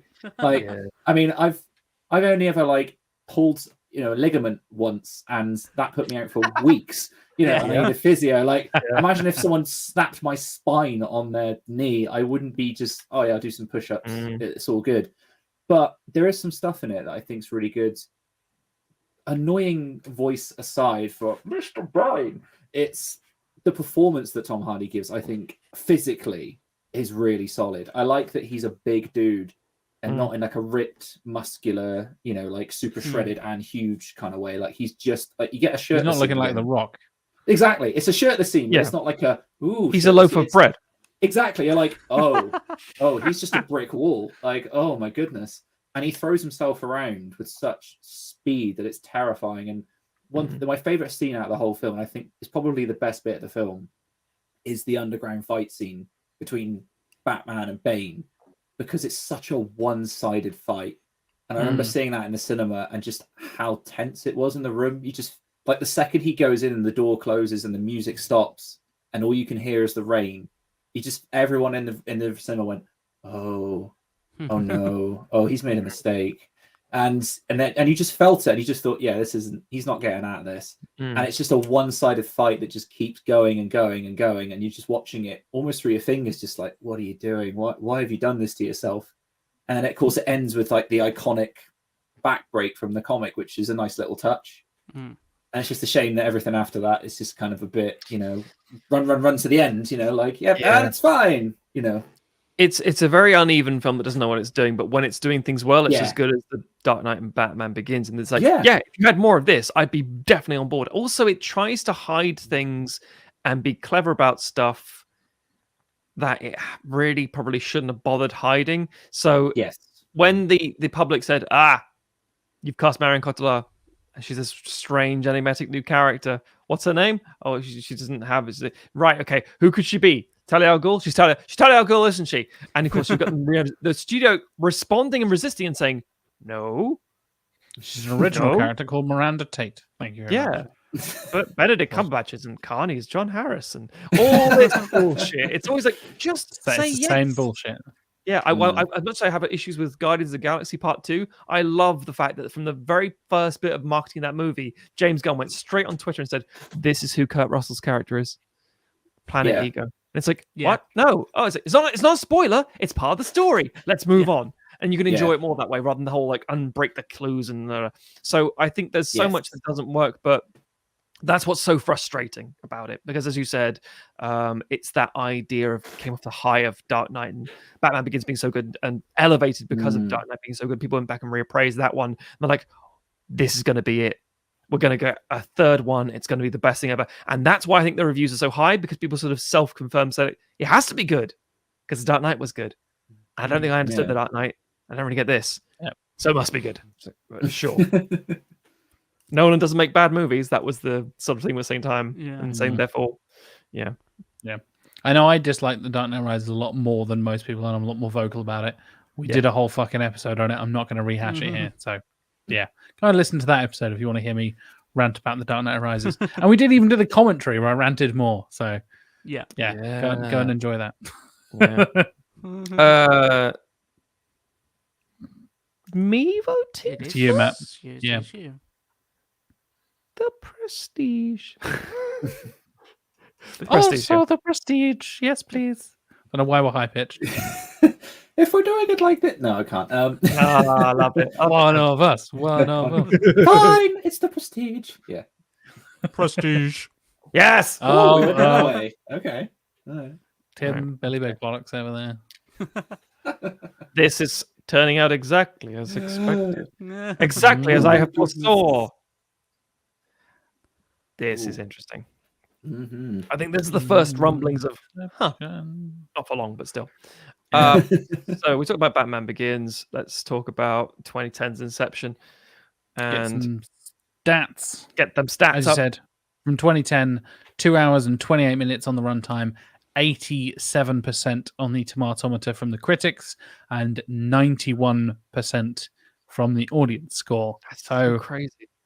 Yeah, feels low. It's not above the 90%. Like there's only 4 of his films that are above 90%, but there's a lot in that kind of high 80s, mid 80s kind of range that are hovering around. Yeah. And then also The Prestige in the 70s for some reason, because life isn't fair. But yeah, Inception, one of the highest scoring ones. I've actually got the order list here for what's highest, what's lowest, and all that kind of stuff. Inception is the 6th highest in terms of Rotten Tomatoes score. Obviously, with The Dark Knight being highest at 94. So, yeah. Interesting. I remember reviewing this film and the amount of critics and people watching the movie. And I came out and I was talking to the manager of Cinema City at the time, and he said, "What'd you think?" I said, "Yeah, that was fantastic. I genuinely love that movie.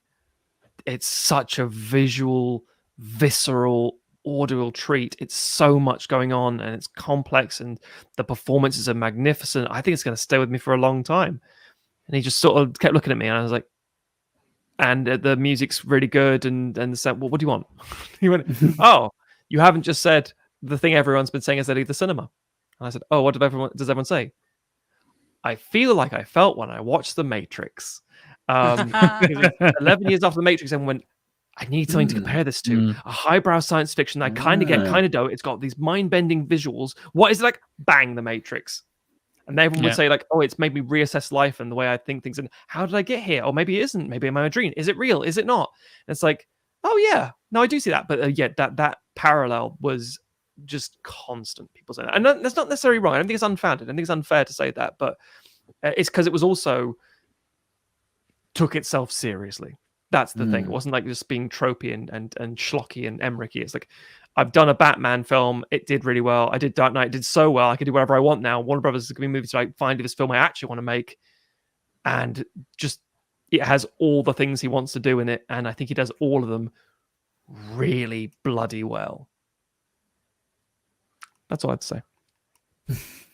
Fair. At this time.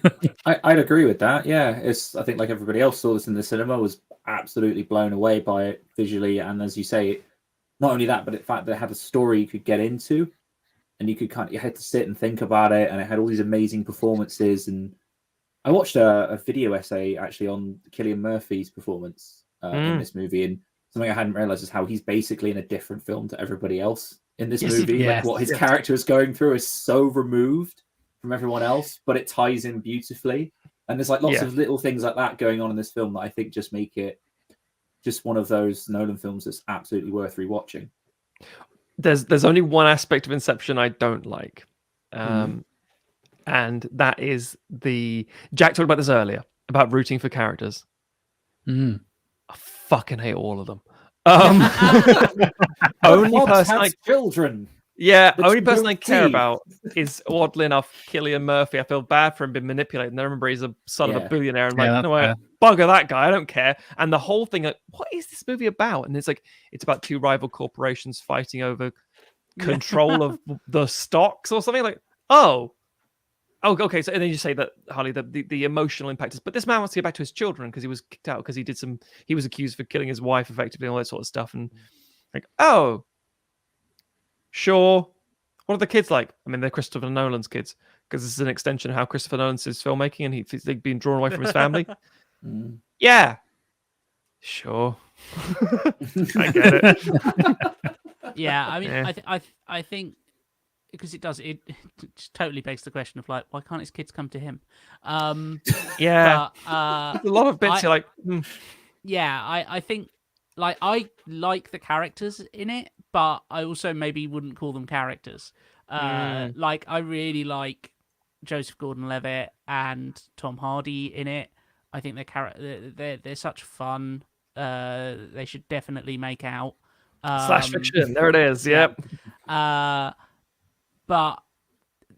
everyone is pretty like, even Dom, who is the most like complex. He's obviously the main character. Like everyone's pretty thinly sketched in this film.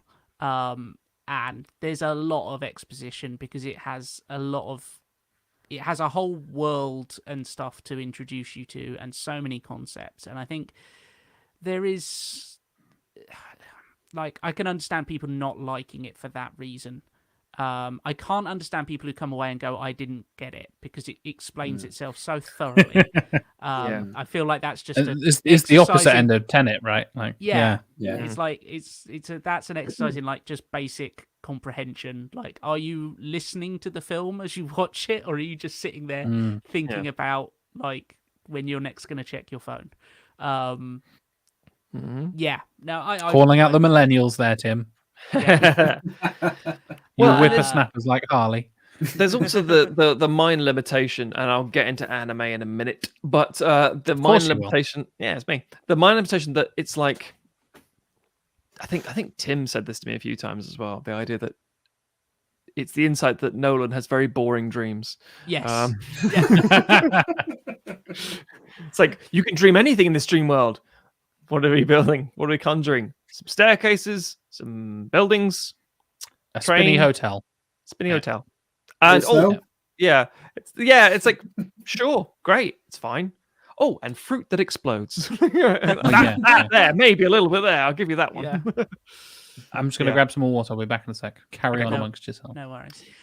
So I would have loved to. I don't know if I want to see a sequel to Inception. I would like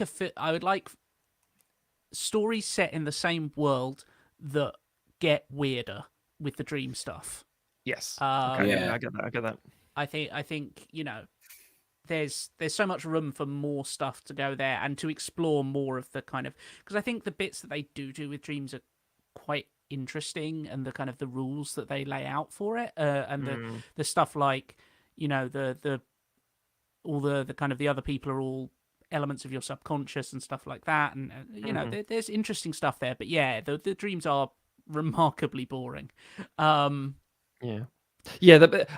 for those who don't know, the film rips very, I don't mean like loosely inspired by, it doesn't an Aronofsky entirely. Satoshi Kon is that's an author. What a superb director. Did a few animated features and died unfortunately very young. And one of them was Paprika, if anyone can pronounce it. And it's astonishing because a lot of the visuals that an Inception has, some of the best visual moments, are taken directly from that movie. Except Paprika is like so much more warped and terrifying and beautiful and impossible to see. And like, the idea of unzipping a person and finding someone else underneath the thing is like, what? And it sounds like a hideous body horror. It's like, no, it's not. It's about how you perceive the things in front of you and this warping image. And it's glorious in what it does, because it's how it's not constrained by the limitations of practical filmmaking. It's animation, therefore it literally can do anything, and be as beautiful as it is terrifying. And Inception comes pretty damn close to some of that sort of rough idea, some of those concepts, some of those visuals. It gets, it scratches the surface. Then you see something like that and see, look, you can do these amazing things and go beyond, and have characters that are incredibly, incredibly detailed and complex, and you can revisit things 50 times and still not know what you've just seen, but you have a gut punch of a feeling every time. Hence why the popcorn auteur thing we're returning to, and as I sort of talk about in my reviews, the idea of the porcelain KFC, also KFC the porcelain bucket, the idea that Inception is doing the same thing that other films, like say arguably, it's like In Time with Justin Timberlake. yeah, that's a Nolan film that's not as well done and executed. Inception is doing anime, but the bland surface level of it. It's doing bits of it, like Ghost in the Shell, the live action one with Scarlett Johansson. It's okay, which is a Christmas miracle considering it's just okay, not a hideous, affront. But the visuals are really nice. It's really pretty, but it has almost nothing going on with it other than that. So, Inception, I think, is a solid film. I still love it. I still think it's fantastic. But there's just bits. I'm like, this could have been so much better. Anything else from you guys? Anything from the chat? Anything else you want to cover on before we get to the voting?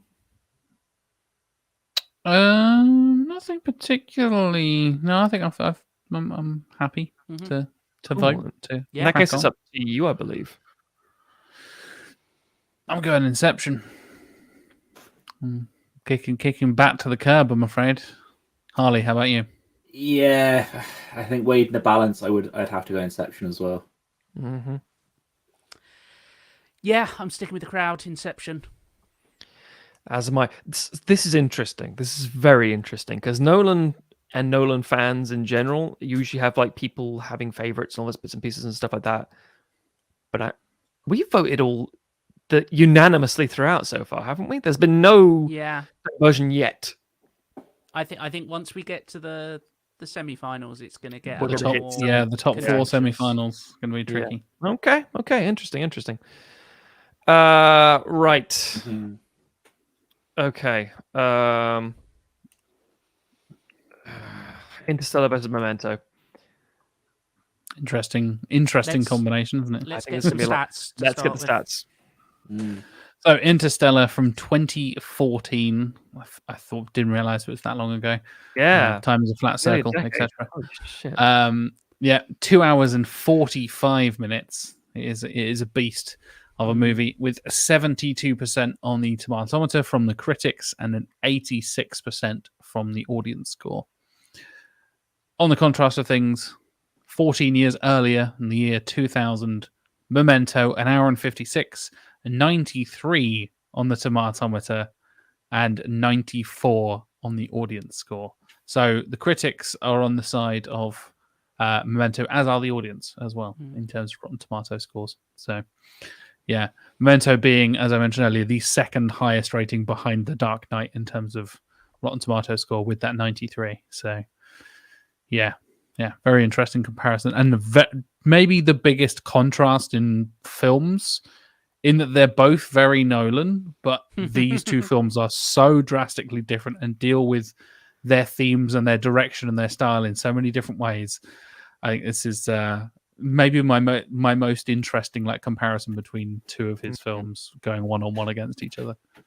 And I'm glad it's not Memento versus Tenet, because it's fascinating to see Tenet having all these ideas about time and how you show things and gimmicks and things, whereas one of his earliest movies, Memento, doesn't have the power of presence of I'm this amazing auteur, I've got all this talent, I've got all this standard stuff. It's the idea that I have to sell this to the audience, I have to make it work, I have to make it compelling. It's a sort of standard noir piece, really. It's quite simple and the locations are all very grounded. But how do you tell the difference between the time stuff? One's in black and white. It's the same thing like Little Women, where one's in these warmer and cooler colors to illustrate where things are taking place in history and for the characters. It's just little nods, little cues to let people know. Whereas when you get to a certain point, he seems to go, nah, I want them to be confused because that's what they seem to like. And Memento doesn't really want you to be confused. He wants you to understand the story. Memento tells you everything it needs to tell you by the end. That's why, for example, it's nice for a rewatch, but it's not one you can go back and back and back and back. As much as I love Memento, because it doesn't matter. I remember I bought Memento on Blu-ray, on DVD, when it first came out, and I was like, "This is magnificent! What an amazing movie!" And then a couple of years later, when DVD really picked up, and Tim was right about the whole DVD age thing, they released a 3-disc edition. I'm like, do you need 3 discs worth of material for this movie? And I love it. I'd hoover it all up. And it was like, what do all the tattoos say? And it's like, I mean, it's cool, but it doesn't matter because I know what they say. They say that this man is obsessed, essentially, and he doesn't need. His obsession has driven him less to find the answer he thinks he wants, and he's reinserted and reappraised this thing with he almost. If you told him, well, you are, as the film does, you give someone the answer, they're like, cool, but I don't care. I just want to do this. And this is what I am now. This is what gives me purpose. And but for that reason, I think it's such a spectacular narrative and really nicely, simply shot and things like that. And just a compelling performance, like Guy Pearce. Don't talk enough about Guy Pearce. I think he's great. Carrie Moss, same thing. Fucking great. We'll get to Joey Pants. Joey Pants. Oh, you can't go wrong with Joey Pants. Yeah. Teddy. What about you, Harley? What's your take on Memento to start with? So yeah, this is one I saw this week for the first time. Oh wow! Okay. Here we go. And probably didn't help that I watched it in parts because of my schedule. Oh god! Oh my! I had to watch it in 2 parts, which didn't help. But I understood what it was going for, and I gotta say, I was really impressed. Quick question. Did you already know the spoiler going into it, or did you go in fresh?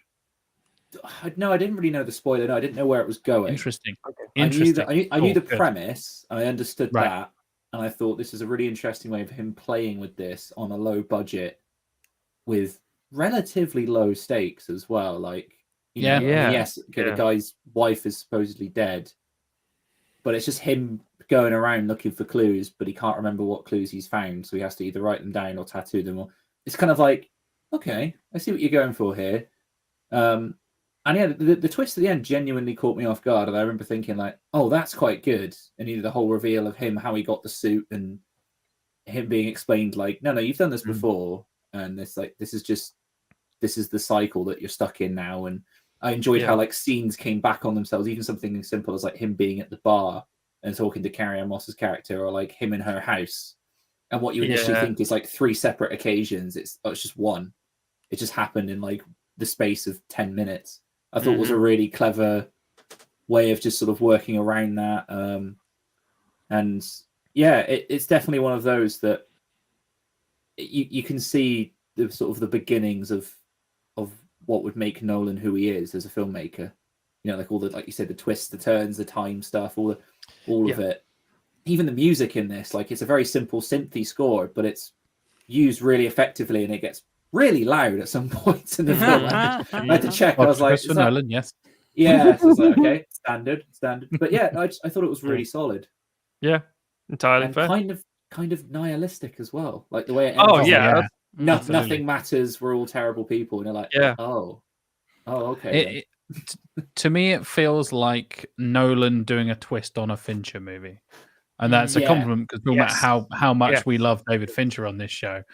And that kind of deep psychological, nihilistic crime drama kind of thing is David Fincher all over, right? You take things and adding that Nolan twist to it. I fucking fell in love with Memento when I first saw it, because it was the real. I went in well before, I was very, very switched on to like film internet communities and all this kind of stuff. Well before the days of sequelizing and being like, what is this film? And my mum was like, oh, I heard Guy Pearce is really good in it. I was like, cool.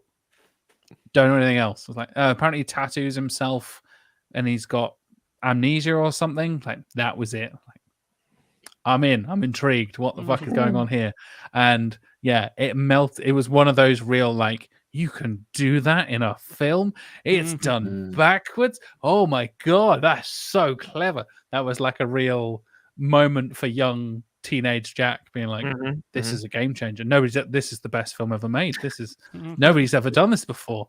This is incredible. And 6 years prior, when Pulp Fiction chopped up the order of things, like, you can't do this with a movie. It's never been done before. It's like every time. I probably had the same reaction to Pulp Fiction as well. Yeah, exactly. It's legit. When you do these things, yeah. I remember loving Memento, but I think rewatching it, I watched it a couple of years ago. Kind of like I just fancy something along that sort of lines. I was like, I haven't watched Memento in ages. Let's rewatch that. And I still, even knowing the twists, I really, really enjoyed it. And I think Memento, in a similar way to The Prestige, but I think not quite as much as The Prestige, there is a moment where you have like, okay, I can see where we're going with this. I know, where this is all building to and stuff. And I think maybe for like 3 or 4 watches into Memento, it might sort of wear itself thin a little bit. Whereas with Prestige, I find a little new thing each and every time. And I think I've seen the Prestige 3 or 4 times now. Yeah, and I've definitely seen Memento twice, and I really enjoyed it the second time, and it blew my fucking mind on the first one. So it's kind of this dynamic thing. I'd be interested to see, I don't know if you guys have seen Memento more than 3 or 4 times, and like how it builds with each viewing, or if it diminishes over each viewing. I'd be intrigued. If anybody in the viewers in the chat there can let us know as well. I've only seen it the once. I wanted to rewatch it for this actually, because it's a long while ago that I saw it. But I do remember at the time just being like, "Whoa!" very much the reaction that you say of like, "Oh man, I never thought to tell a story in this way," like, and the way that it lends new, it gives each scene just a completely new like. The context that you suddenly find it in, and you're like, oh, okay, that makes that thing make sense now, or like, oh my god, this character is not who I thought they were, just through that simple twist of like, no, every so often his memory just finding Dory's, I'm a drinker, big old tankard of spit. Yeah. Yeah. I really want to go back and rewatch Memento, but yeah, a great film. Yeah, I've seen it a few times. I really enjoy it. I think it holds up each time. I think you watch the first thing, you go, oh wow. Second time you watch it again, you're going back and go, oh yeah, oh god damn, because you're preempting what's there. And third time was a couple of years later. And again, it held up perfectly. I have also seen the film recut to the correct chronological order. Oh yes, I've seen a version of that before. Yeah. Yeah, it's boring. I've seen the same thing with Pulp Fiction as well. Yeah.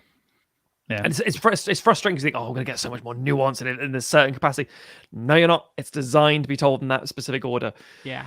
It's not about the chronological thing. It's about how you reveal things and when you reveal them. And it's like, wait, and then it cuts to the next black and white scene. You're like, sure, okay, and it just doesn't read at all. It's an interesting experiment, but it doesn't really work at all. But no, I think a lot of it comes down to it's him being constrained to his limitations. He has only a certain amount of budget, he can only do so much visually, so therefore it has to be clever. The dialogue has to make sense, and the performances have to be absolutely spot on, and they all are. And for that reason, that means it's quite rewatchable. Not because it's just about this one twist. It's not about the Easter eggs he's burying in it. It's like, does this make sense? Yes, it works. That element of like getting it past a couple of, furrow brow producers saying, don't get it. It's like, well, let me explain it to you 5 times over so you do get it. Okay, now I understand. Great. You can get your money. Go on. Then we go to, I'm going to take all the money and do some research for NASA about what a black hole looks like. Thank you, but why? Spoiler alert, it's a bookcase. It's love in a bookcase. I was going to say, like, you have to forgive me. I know one of you guys has a background in science. I can't remember which one it is. Jack. Hello, that's me. I have a degree in astrophysics. There it is. So I'd imagine you have a lot to say and think about this particular film, because I know a lot of people that are in that community who hate this movie. I'm one of those people. Yeah, I'm going to run. I'm going to run and get some more water, so I will say my thoughts very quickly, just to interrupt you there, Jack. So please do, Tim. I like the robots. Good performances. Ultimately forgettable. Yeah. Nice. Well said, Tim. Well said. Yeah, there's a whole issue I have with Interstellar is that, much like we were talking about earlier, where you have a film that's cut in 2 halves, and like The Dark Knight Rises, you start off strong and then it goes off the rails. I think Interstellar starts off with such a strong premise, with such an interesting idea, and there's some real hard science stuff in there. I know they had legit, like, this is one of them at the time, at least in 2014, it was the most promisingly accurate and complex model of a black hole ever created. Not ever created for film, ever created by anyone ever. It was a real like breakthrough in visualizing black holes and understanding their concepts and stuff like that.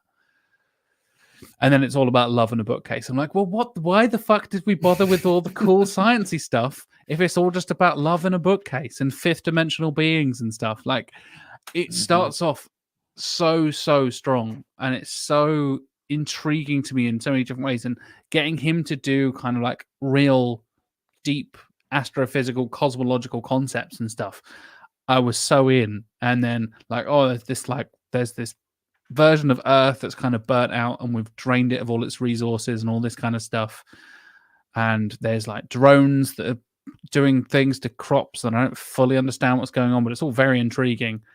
And they do like time dilation in a really interesting way, where they're on the water planet, and for every minute there's a week up there, or whatever the scale is. A brilliant idea and a really interesting thing to kind of play with cinematically. And none of it matters and none of it pays off. I'm like, brilliant. Okay, great. So you time dilate everything, and he comes back and he sees Jessica Chastain, and it's like, oh, that's my daughter. There's old Murph, as he says a million times in this fucking movie. And then he's just like, cool. There's like generations of my grandkids and stuff. Nice to see you all. I'm going to go see Anne Hathaway. See you later. Bye. Like, why did you bother with... What was the point in all of this then? If you're just going to fuck off, why don't you just stay fucked off, Matthew McConaughey? Like, what's going on? So I'm going to bring up two very ridiculous parallels that won't make sense to start with. But the more I talk, the more this makes sense. War of the Worlds and South Park. So, come with me. Okay, so on the one hand, let's take the South Park aspect. The fact that this film is saying we're going to do it's Nolan in space. And you're like, oh, I cannot wait to see what this is going to be like. Nolan on other planets, the world is ending, great. And to quote an early episode of South Park where Mr. Garrison has like rhinoplasty and they're trying to make him sick.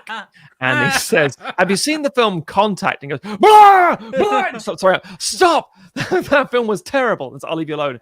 And then quietly says to himself, sat to that whole goddamn movie, you see the alien and it turned to be a goddamn father. And it's like, so it's like, it's like, oh, this is just an interesting idea about first contact and how it could be outside our cognitive understanding of alien life. Your human mind cannot understand how we look. I'm your dad on a beach. And it's like, oh, fuck off. What a load of bollocks. And this hits that beat so hard. We're going to go past a black hole, through it, to see other parts of the universe, to see planetoids where things are different and amazing and worlds beyond your imagination. Like Pandora? Better than Pandora. Realistic Nolan Pandora. Oh, fuck, I'm here for it. And what is it? Crying on a spaceship and Anne Hathaway given the fucking awful line, love is the one thing that transcends time and space. And I'm like, get that Michael Bay bullshit out of here. You cannot be bringing that in. Get out. And the other side is War of the Worlds, where you have so much promise, where a director who is doing something that they're uncomfortable about has to actually fulfill on it. So you got War of the Worlds. Tom Cruise is a fucking terrible dad. And you're like, wait, Steven Spielberg's doing a film about a terrible dad? Oh, it's Steven Spielberg. But he's also doing a film where Tom Cruise, who loves to be loved, is being a terrible dad who's kind of mostly in it for himself. And his eldest child says, you're just trying to get us back to our mum so you can offload us and not deal with the problem anymore. And it's like, that's exactly what's happening. Oh, God. And then the kid dies. And you're like, now, when he does find the parents, who are definitely going to be the ex-wife, who's definitely dead, by the way, almost definitely, he's going to have to confront and deal with this situation. Oh shit! This is going to be like beautiful visuals, and you've got the tentacles and things. It's going to be brilliant. This is going to be fantastic. This is Steven Spielberg going to hit it back. Oh, this is amazing. And then Tom Cruise, spoilers for this film. Tom Cruise gets back, drops off Dakota Fanning. Family's all there, like they're having Sunday lunch. It's like, oh, is there an alien invasion going outside? And the son happens to be there as well. And you're like, and Tom Cruise goes, film ends. I'm like, fuck off. Same here. You got this wonderful world building they're going to send off this this arc of all the human life and seeds and embryos, and we're going to recultivate. And then quietly, there's a thing. Oh, by the way, there's no actual way to get the engine here. It's a lie. And the Jessica Chastain moment, she's like, "Well, what are we doing then? We're not doing anything. The mission is done. They're saving the human race. We're going to die here. There's no saving Earth." And you're like, "That's so good. That's deep hitting science fiction." And then don't worry, because Murph bookcase, it's in the watch. I'm now going to save the universe, and then come back home, as Jack said, and say, "Hey, everybody, I saved the world." No, I'm gonna go fuck Anne Hathaway. And it's like, what is this? What is this movie? It's so frustrating. And the thing is, I should point this out: Interstellar isn't bad. It's just really goddamn frustrating as a movie. Yep, agreed. We should highlight what Harry says in the chat, because I think it's true. Interstellar has the best music score of any Nolan film. I think that might be, yeah. I think that's not necessarily. It might be, yeah. Good show. It might be, yeah. Again, I'd have to think about it for a few minutes, because I think there's some iconic, Hans Zimmer knuckling and elbowing his way and saying, "No, listen to my music." But the complexity and beauty of that score, I think, is quite. And also, yeah, yeah, I think that's fair. Awesome, Votes? cool. Yeah. Feels like it's voting time. Stuck into the votes. Harley, back round to you. Oh, I'll go Memento. Yeah, Memento. Memento for me too. Clean sweep once again. This is going to get really interesting now, isn't it? Now we've discussed them all, so now we get to the crunch. We get straight to the voting. Get stuck in. Yeah, you know nothing of the crunch. Yeah. Here we go. Oh, I'm not looking forward to this. Oh God, this is the difficult one. Yeah. Oh, I'm just going to distract everybody momentarily. There's a comment from General Pandemonium. I haven't read it. It's a Neil Stephenson one, isn't it? Neil, I fucking love 70s. Yeah. When Moonfall came out, I was speaking to people. I was like, "You want to hear a good story about the moon exploding and stuff?" Yeah, go and read 70s. Cool. Neil Stephenson's fucking brilliant. The dialogue in Interstellar belongs in Moonfall. Right. No, it is on my list of things to get around to at some point. That's a cool one. Right. Dark Knight, Prestige. Who's up first? Tim? Tim is up first. Oh God, this is so hard. Which, bear in mind, I think first is bad. Harley, you're last, so you might be the deciding factor in this. So just take time now. Yeah. Or... Don't wait until it comes around to you. Here's my tip right now. Don't wait until it comes around to you. Mm-hmm. Think about it while Tim's pulling his teeth out by the looks of it. And then once it comes around to you, you can make the call. It's worse when there's three of us, because it might be decided before it even gets to you. You might be halfway. Yeah. Or that's true. It might decide in the way you don't want it to go, and you're like, I couldn't even do it. I couldn't save it. I almost feel like we should have a little whiteboards so we can't tactically vote. We just go 3, 2, 1, bam, and just holding it up. That's a very good point. We may have to invest in that in future. We might do for the Champion of Champions tournament. We might have to do that. Yeah. I'll buy us all whiteboards. You heard it here first. That's what's happening. Anyway, Tim. This is really what you doing, difficult. Tim? Because I think both of these films are really good, and I think they're both extremely rewatchable. Agreed. And these are 2 5 out of 5. And this is the thing, because I said The Prestige is probably my favorite Nolan film, but it also, when I first saw it, I came out of the cinema and I was a little bit thrown by the sci-fi twist. And so I came out of it going like, I don't know how I feel about that. And it was almost the opposite of Interstellar, where you have the real hard science and then it goes all bullshitty. It starts off with bullshit magic, turns out it's sci-fi.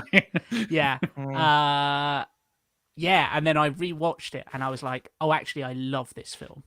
Whereas, as I mentioned, The Dark Knight, I went to see 3 times in the cinema. So... But no, I'm going to stick to my considered opinion rather than my initial,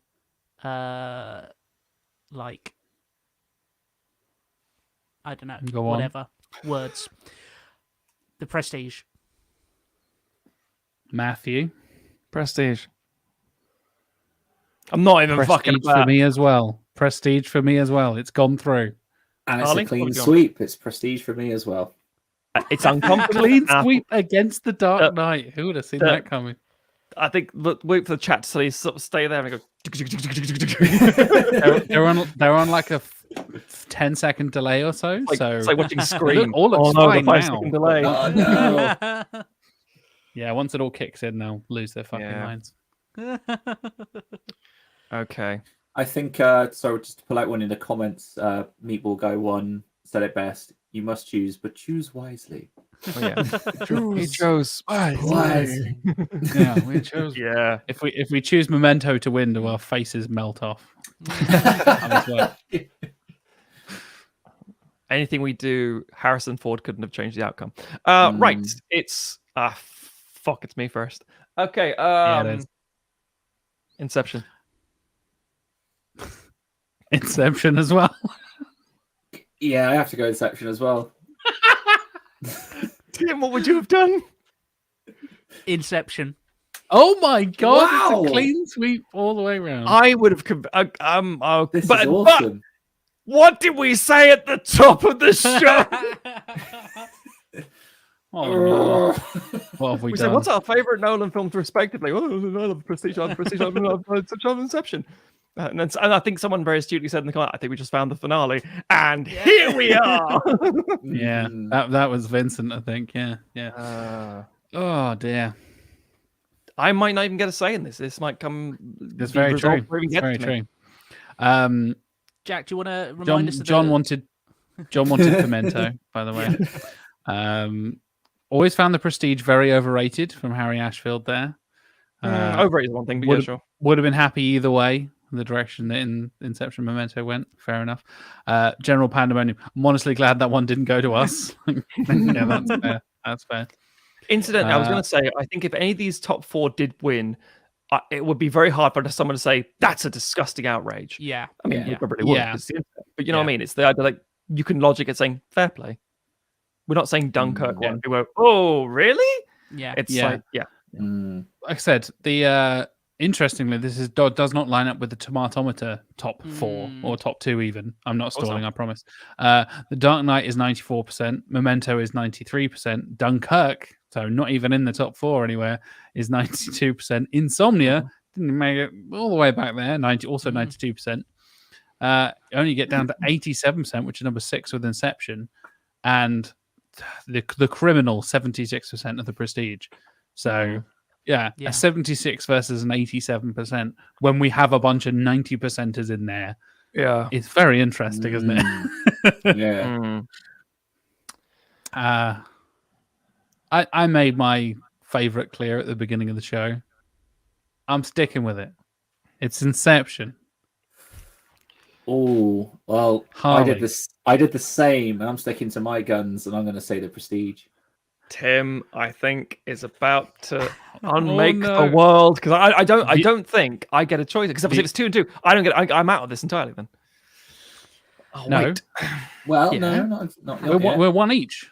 Yeah, one each. But then I'm back in again. It's all right. I'll get back in your chair. I have to worry about shit. This is fine.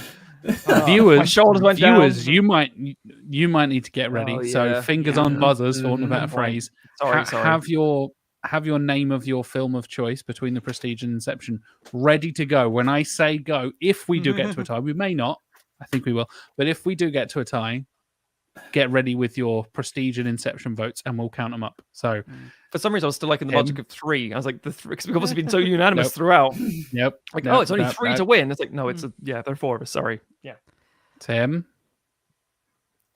I've got to go for emotional and thematic resonance. I've got to go for the Prestige.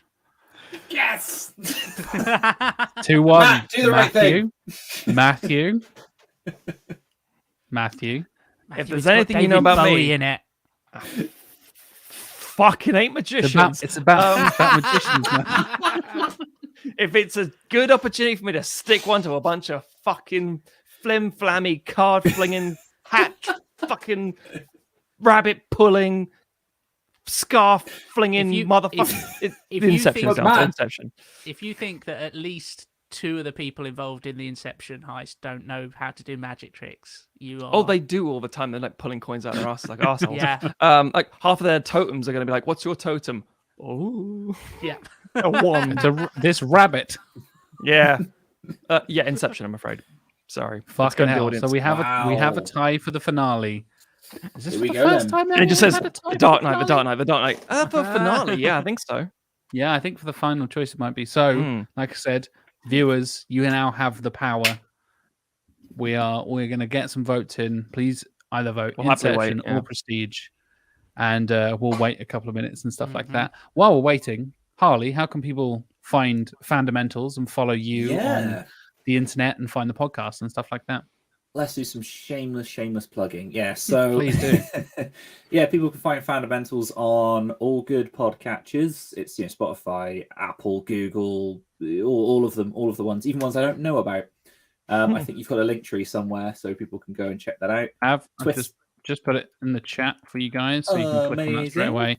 It is linktr.ee/Fandomentals podcast. You can find, as you said, links to all the stuff there. There's links to your merch and everything there as well. Beautiful stuff.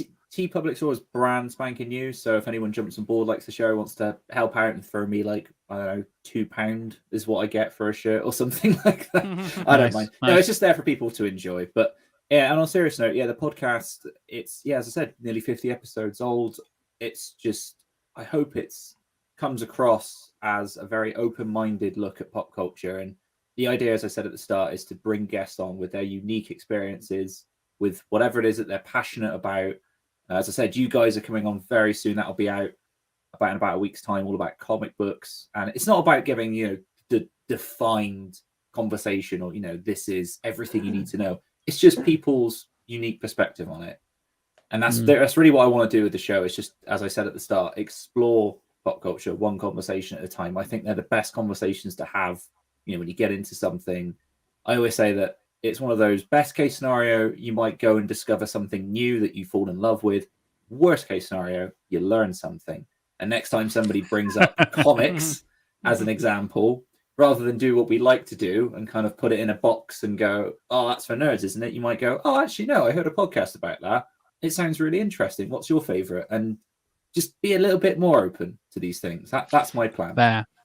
It was a great platform. We had a really good chat. It was a good episode, and Harley does a great show. So yeah, we thoroughly recommend it. Yeah. Can I also do one other shameless plug? It's please do, mate. For me, but I feel it's appropriate to do a plug for my long-suffering wife, who's allowed me to be here for almost 3 hours. She is an artist, and she makes amazing stuff. As much as I've got all of my gear here, and I just make a bunch of racket and mess around, the other half of this room is incredible works of art that my wife does. So you can go and find her. It's at Abigail Mumford Arts. Best place is Instagram. She does all kinds of crazy stuff. I'm just going to grab one. Like, let's see, this little fella as an example. Like lots of stuff like that. Nice. Random acrylic paintings. She specializes in pet portraits. So if you want to get one done of a cat or a dog or anything like that, she loves it. She loves doing it. Oh, amazing! There you go. Yeah, you can find her. That's in the comments for you guys. And anything like that, she greatly appreciates people checking that out. Nice. Look at you getting brownie points, shouting out your wife on a podcast.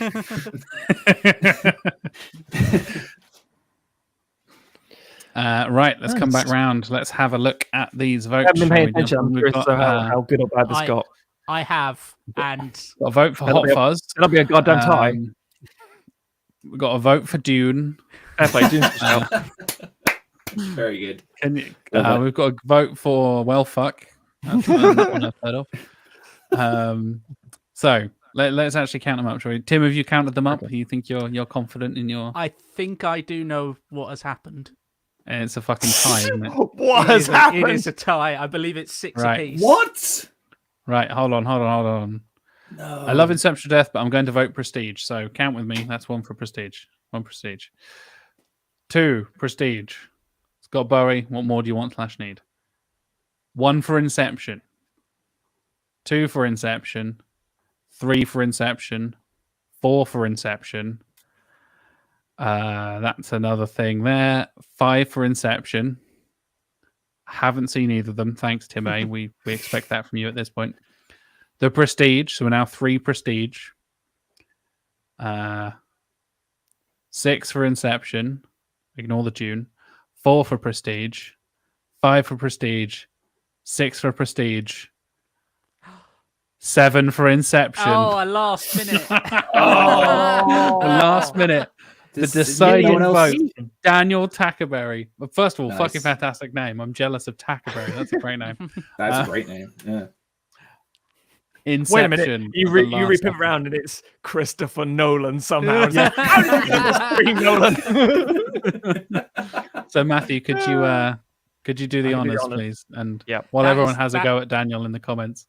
That is as close as it has ever been. Oh, easily. There we go. And let's have a look at the full screen and just look what we actually. I could probably full screen it. Bear with me. We'll disappear. Amazing. There you go, ladies and gentlemen, viewing at home. That is the full bracket. Awesome. Yeah, I mean, it's one of those things like you can't even say like the Prestige. For every vote, the Prestige counts as many for the many clones that there could be, and also Inception for the many levels of dreams you can be. I was like, shit. Yeah, brilliant. I think that's. And to be fair, this is kind of the point here.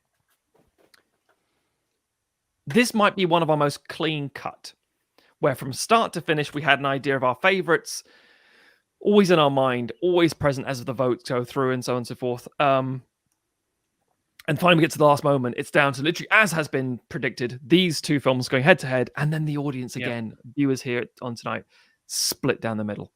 And that's a really good sort of sign off, I think, because of the idea that we think of Nolan as this, and I even said it earlier, I think the idea of this track record, so great films, but really he is, I'm going to say something sacrilegious, he can be a little bit of a Ridley Scott.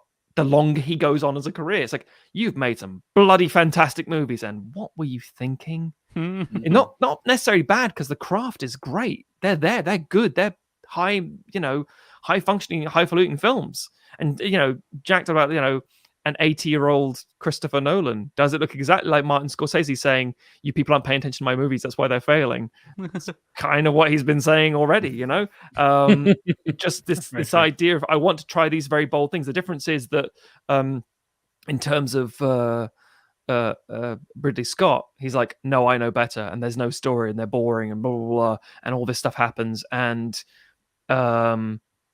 there's no heart, there's no soul, and I want to bring back swords and sandals movies in any way possible, old biblical epics. And it's like, is there an audience for this? I don't care about the audience. I want to do what I want to do. I partly respect it, but I'm also like, that's a weird way to act, and that's also what we get with Nolan. He's only just done 11 films this time at this point recording, including following. So give it time. We'll see what happens. Yeah, I think that's a good note to end on. Thank you for your wrap up there, Matt. As said, go and follow Harley on Twitter. You can see the little Twitter things down the bottom there, at Fandomentals Pod on Twitter, or following Harley personally at Harley Mumford. Go and listen to Fandomentals. Not only will you hear me and Matt later on in the week, there's some fantastic episodes, including crossovers, as we mentioned, with the Unequal Sequel guys, talking about podcasts, which was very meta and enjoyable. Extremely. There's Helen O'Hara talking about Dune, people talking about wrestling. It's a fantastic all-round discussion of various different topics, and I highly recommend it to all the viewers out there. Go and check out Harley. Go and check out Fandomentals. If you want to check us out, you can see sequelisers.com down the bottom there, or patreon.com/sequelisers. If you want to follow all of us, there's all of our tweety things down the bottom there as well. I'm JLW Chambers. Mr. Stoggs is Stoggs, and the Trivia Lad is Trivia Lad. It's nice and simple. You can go and follow us all on Twitter. And lastly, thanks so much for joining us, Harley. It's been a pleasure. It's been fantastic to have you on. Oh, thank you for the invite. It's so much fun. I'm gonna definitely keep up with these.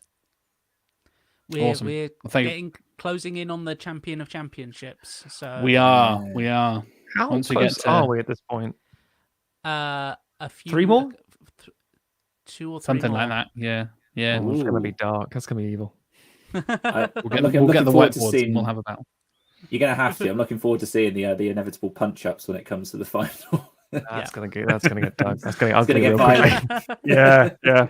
Very much so. Very much so. Well, thank you for watching, everybody. Thank you for joining us. If you're joining us live, we very much appreciate it. Thank you for watching later on YouTube if you're doing that as well. And we'll see you next month for another Director Showdown live stream. See you then.